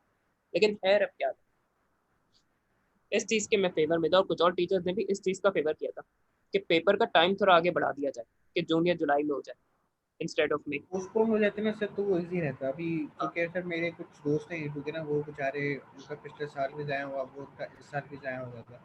भाई वैसे तुम नवंबर में अपियर हो ऐसे जाते करके ना कैंसिल एएस हो में, गया। तुमने जून में एक्सपेक्टेड ग्रेड की तो एएस के अप्लाई किया था। अगर नहीं आए तो नवंबर में बैठ जाते पेपर में। सर इशू ये था कि मैंने जो एएस के लिए क्लासेस ली थी ना सर, वो लास्ट में क्लास हुई थी जनवरी में। हाँ। उसके बाद सर एक हफ्ता ऑनलाइन हुई, उसके बाद ऑनलाइन भी बंद हो गई, ऑनलाइन भी कोई क्लास नहीं हुई। उसके बाद सर जब अगस्त वगैरह में थोड़ा नॉर्मल हुई कंडीशन, तो एग्ज़ाम से सर 2 हफ्ता पहले जो है ना सिर्फ क्लासेस जो है ना खुलना शुरू हुई थी। हम्म। तो 2 हफ्ते के अंदर सर मैं एएस का पूरा कोर्स कहाँ से कवर करता। ये भी बात है। इसलिए मैंने नवंबर में आगे अपियर बढ़ हो के जाते, जून बहुत में ही दे बहुत दिया। हल्का पेपर आया था, लिटरली थ्रेशोल्ड भी बहुत कम बनाए इन्होंने। तो कैम्ब्रिज ने फिर वहाँ फेवर कर दिया, थ्रेशोल्ड हल्का बना दिया, पेपर हल्का दे दिया। ऑल्दो ए2 बहुत हार्ड दिया था, लेकिन उसमें भी थ्रेशोल्ड कम रखा था उन्होंने, काफी कम बनाया ए2 का भी। पेपर फॉलो आएगा तो थ्रेशोल्ड कम था। अच्छा मैं इसको बनाना शुरू करूँ, क्वेश्चन खोल दिया शांत तुमने अपने पास? जी सर मैंने खोल दिया। सही है। वन बाय वन में सारे स्टेप्स करके दिखाऊंगा इसमें, सही है।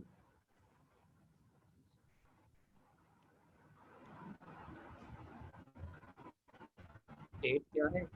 अगस्त 31। सबसे पहले सारे एसेट क्लोज करेंगे।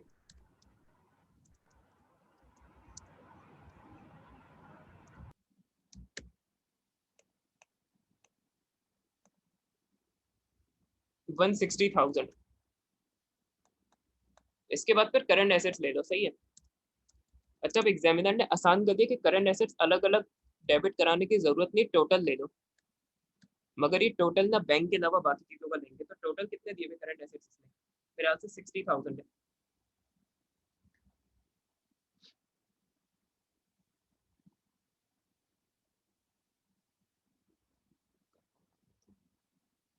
हसान, क्वेश्चन में देखो करंट एसेट्स का टोटल क्या है।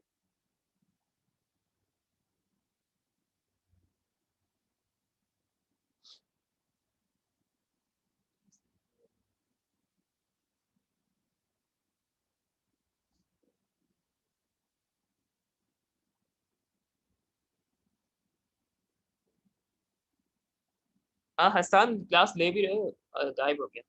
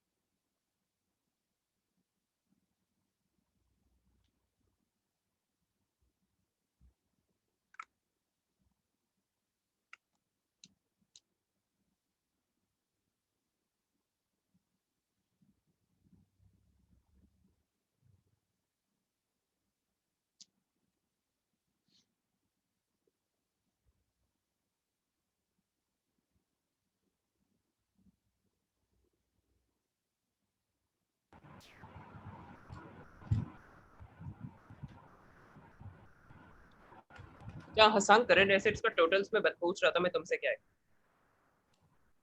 सर एक मिनट में मैं डिस्कनेक्ट हो गया। हम्म।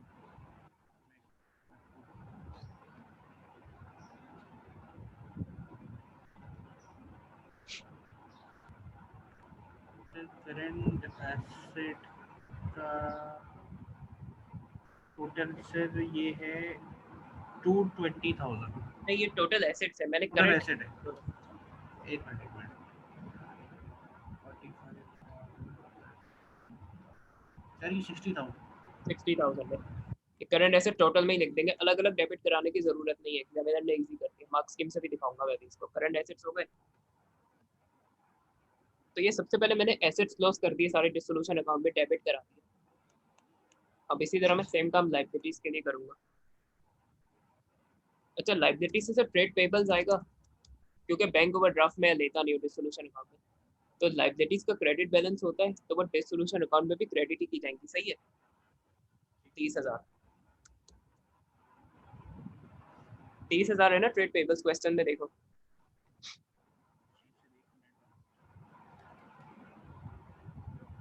जी सर 30,000। 30,000 है। ट्रेड पेबल्स हो गया, करंट एसेट्स हो गए, फिर ट्रांजेक्शन इतनी है।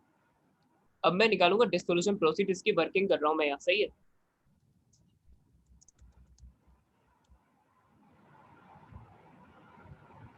इसके लिए सिंपली करना होता है, नॉन करंट एसेट्स को बेच के मैंने कितना रिसीव किया, एडिशनल इन्फॉर्मेशन में दिया हुआ है। Sir was sold for 175,000। पहले तो ये आ जाएगा 175,000। इन्वेंट्री कितने की बेची है उसने? सर 42,000। ये भी आ जाएगा। अच्छा, फिर ट्रेड रिसीवेबल्स को मैंने उनसे कितना रिसीव किया ये निकालना है, तो उनको ना मैंने 20% डिस्काउंट दिया है, तो फिर बाकी रिमाइंडर अमाउंट रिसीव की होगी वो बस निकाल सकते हो। तो ट्रेड रिसीवेबल्स पर आफ्टर 48,000। अलाउइंग अ 20% डिस्काउंट। अब बैलेंस शीट में ट्रेड रिसीवेबल्स की वैल्यू 15,000 की है।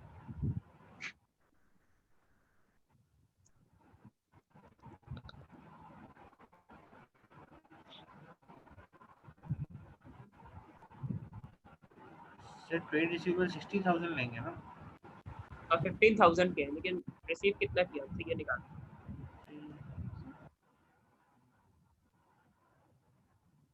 सर 12,000। हाँ 12 सर 12 हाँ, 12 बिल्कुल 12,000। सही है, बिल्कुल सही है। बाकी डिसोल्यूशन एक्सपेंसेस और ट्रेड पेबल्स तो पेमेंट्स है, तो अब ये प्रोसीड्स का टोटल आ जाएगा, इन तीनों को ऐड कर दो तो।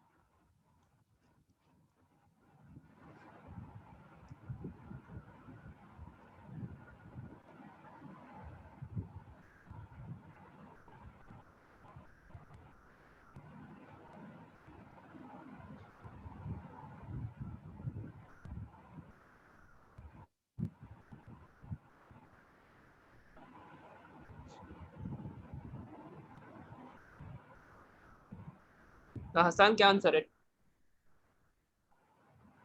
सर आपकी आवाज़ कट रही है। हाँ, मैं ये कह रहा हूँ डिसोल्यूशन प्रोसीड्स का टोटल वैल्यू क्या है, आंसर क्या है इसका, इन तीनों को ऐड करना होगा।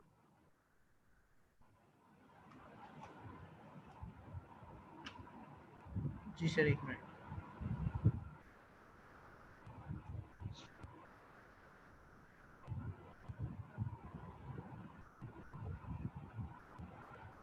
सर 229,000।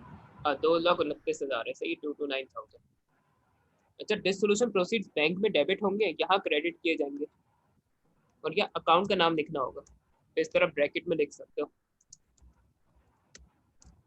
या डिसोल्यूशन प्रोसीड या बैंक का नाम लिखना होगा, क्योंकि बैंक में अमाउंट डेबिट की जाएगी, इसलिए। तो ये एक सर तो तरह ये का हाँ, सर बैंक का नाम मतलब समझा नहीं। अच्छा, बैंक बैंक बैंक में डेबिट होगा ना, ये बैंक डेबिट और डिसोल्यूशन अकाउंट क्रेडिट, तो इसलिए अकाउंट का नाम लिखना होगा। ये नैरेटिव सही सही सर। लिखना है इसको, डिसोल्यूशन अकाउंट को, क्योंकि ये अकाउंट मांगा है इसमें, तो टी अकाउंट फॉर्म में ही बनाना होता है। सर तो ये जो हमारे प्रोसीड्स है ये इसी तरीके से आते हैं। हाँ, जो एसेट्स को बेच के अमाउंट रिसीव किया ना, उनको ऐड कर दो, आपस में आ जाएगा। और ट्रेड रिसीवेबल्स ऐसी बात है, क्रेडिट कस्टमर से, तो उनसे हमने अमाउंट रिसीव किया होगा, उनसे भी हम पैसा निकलवाते हैं आखिर में जब बिजनेस बंद कर रहे होते हैं। बैंक डिस्ट्रीब्यूशन प्रोसीड्स हो गया। अच्छा, ट्रेड पेबल्स को कितना पे कर रहा हूँ मैं, ये निकाल सकते हो? जी सर, 27,000। बिल्कुल सही है। इस पर भी बैंक की रेफरेंस आएगा, क्योंकि बैंक में ही अमाउंट क्रेडिट होगी। इस तरह पर ब्रैकेट में लिख सकते हो कि किस चीज के लिए bank credit debit, bank bank की रेफरेंस दे रहे, 27,000। इसके अलावा फिर डिसोल्यूशन एक्सपेंसेस दिए हुए उसने, सर ये ये भी बैंक हमारा डेबिट होगा। Paid by cheque bank. 4,000। अब हम ना सारी चीजें इसमें एंटर कर चुके हैं, तो अब मैं आसानी डिसोल्यूशन गेन या डिसोल्यूशन लॉस निकाल सकता हूँ। अच्छा, हम गेन्स क्रेडिट साइड में लेते हैं, एक्सपेंसेस वगैरह डेबिट साइड में लेते हैं, अपार्ट फ्रॉम दीज स्टेप्स।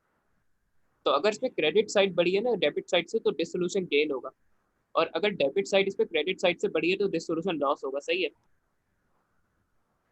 तो सर उसके अगर हमारी डेबिट ज़्यादा है तो हमारा लॉस है। हाँ, और अगर क्रेडिट ज्यादा है तो गेन। और बात होती है फिगर्स को देख के अंदाजा लगाना मुश्किल होता है, क्योंकि उसमें फिगर ज्यादा होते हैं। तो पहले ना हम रफली टोटल निकालेंगे, क्रेडिट साइड का टोटल कितना होगा। सर 259,000। 259। लेकिन इसको ना यहाँ लिखना, अभी अभी फेयर नहीं करना, उसकी बजाय मैं बताऊँ। 259,000। इसी तरह डेबिट साइड को टोटल यहाँ लिख दो, रफ में 160। 251,000 251,000। गेन आया हमारा। 8,000 का।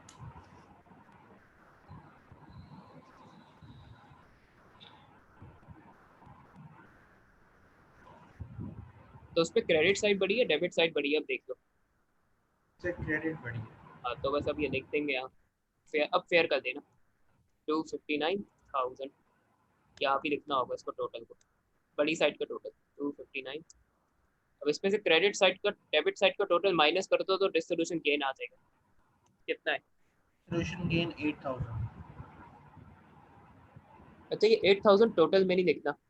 अब डिसोल्यूशन गेन का करना ये कि यहाँ ये डेबिट होगा और कैपिटल अकाउंट में क्रेडिट किया जाएगा, क्योंकि कोई गेन या प्रॉफिट ना हमेशा कैपिटल में क्रेडिट, कैपिटल अकाउंट में क्रेडिट किए जाते हैं, क्योंकि प्रॉफिट या गेन से कैपिटल इंक्रीज होता है। सोल ट्रेडर रिकॉल करो, प्रॉफिट हम ऐड कर रहे होते थे कैपिटल में, लॉस माइनस करते थे। जी सर। तो डिसोल्यूशन गेन ना सर कैपिटल अकाउंट में क्रेडिट होगा, तो यहाँ डेबिट करना पड़ेगा उसको। जो हमारा लॉस होगा उसको डेबिट करेंगे ना। अब वो डेबिट होगा कैपिटल अकाउंट में, तो ये कैपिटल अकाउंट रॉबर्टो। इसकी मैं वर्किंग दिखा देता हूँ करके कैसे होगा। अब अगर मुझे जैसे रॉबर्टो का डिस्ट्रीब्यूशन गेन का शेयर निकालना है ना, तो सिंपली ये करूंगा कि ये जो 8,000 का प्रॉफिट है, इसका profit and loss sharing ratio कितना है?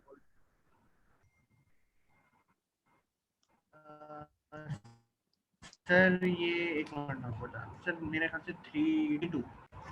3:2 तो 3/5 हो जाएगा रॉबर्टो के लिए, तो क्या आएगा 4,800। 4,800। और पार्टनर का अलग अलग दिखाना, इस पर टोटल में एक साथ नहीं लिखना वरना मार्क्स नहीं मिलेंगे। इसी तरह संगीता का दिखा देंगे डिसोल्यूशन गेन कितना कितना है। 3,200।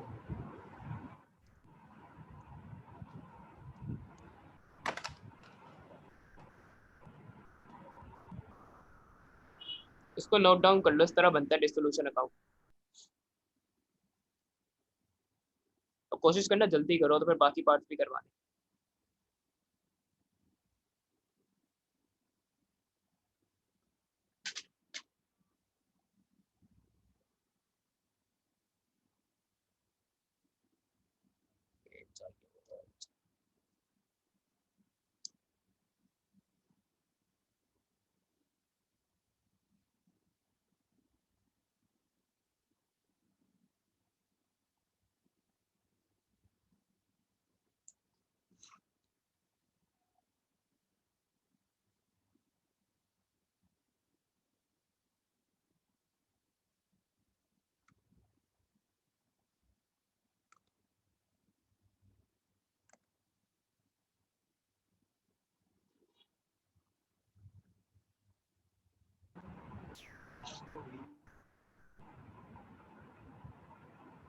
सर मैं इसकी पिक्चर ले लूं? हाँ क्योंकि ले सर लो मेरा बिल्कुल नेट बार बार डिस्कनेक्ट हो रहा है। बिल्कुल। साइज बड़ा कर, साइज बड़ा करने का फायदा नहीं, देखता हो सकता है उससे बड़ा हो जाए। नहीं वही रहेगा सर ये। इसमें आ जाएगा पिक्चर ले लो। सर। जी जी सर। हो गया। जी सर।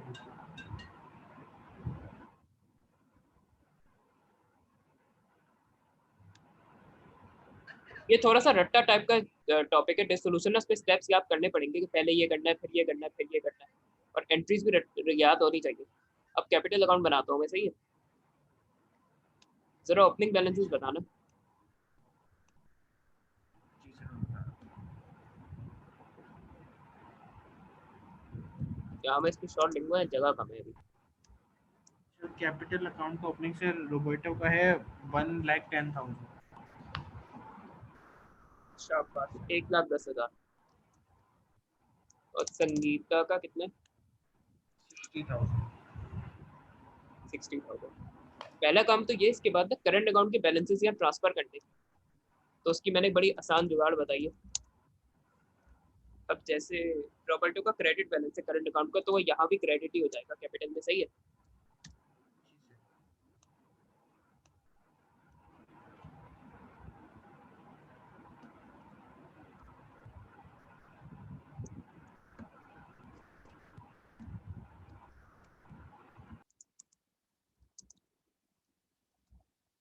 इसका संगीत का करंट अकाउंट बैलेंस कितना है?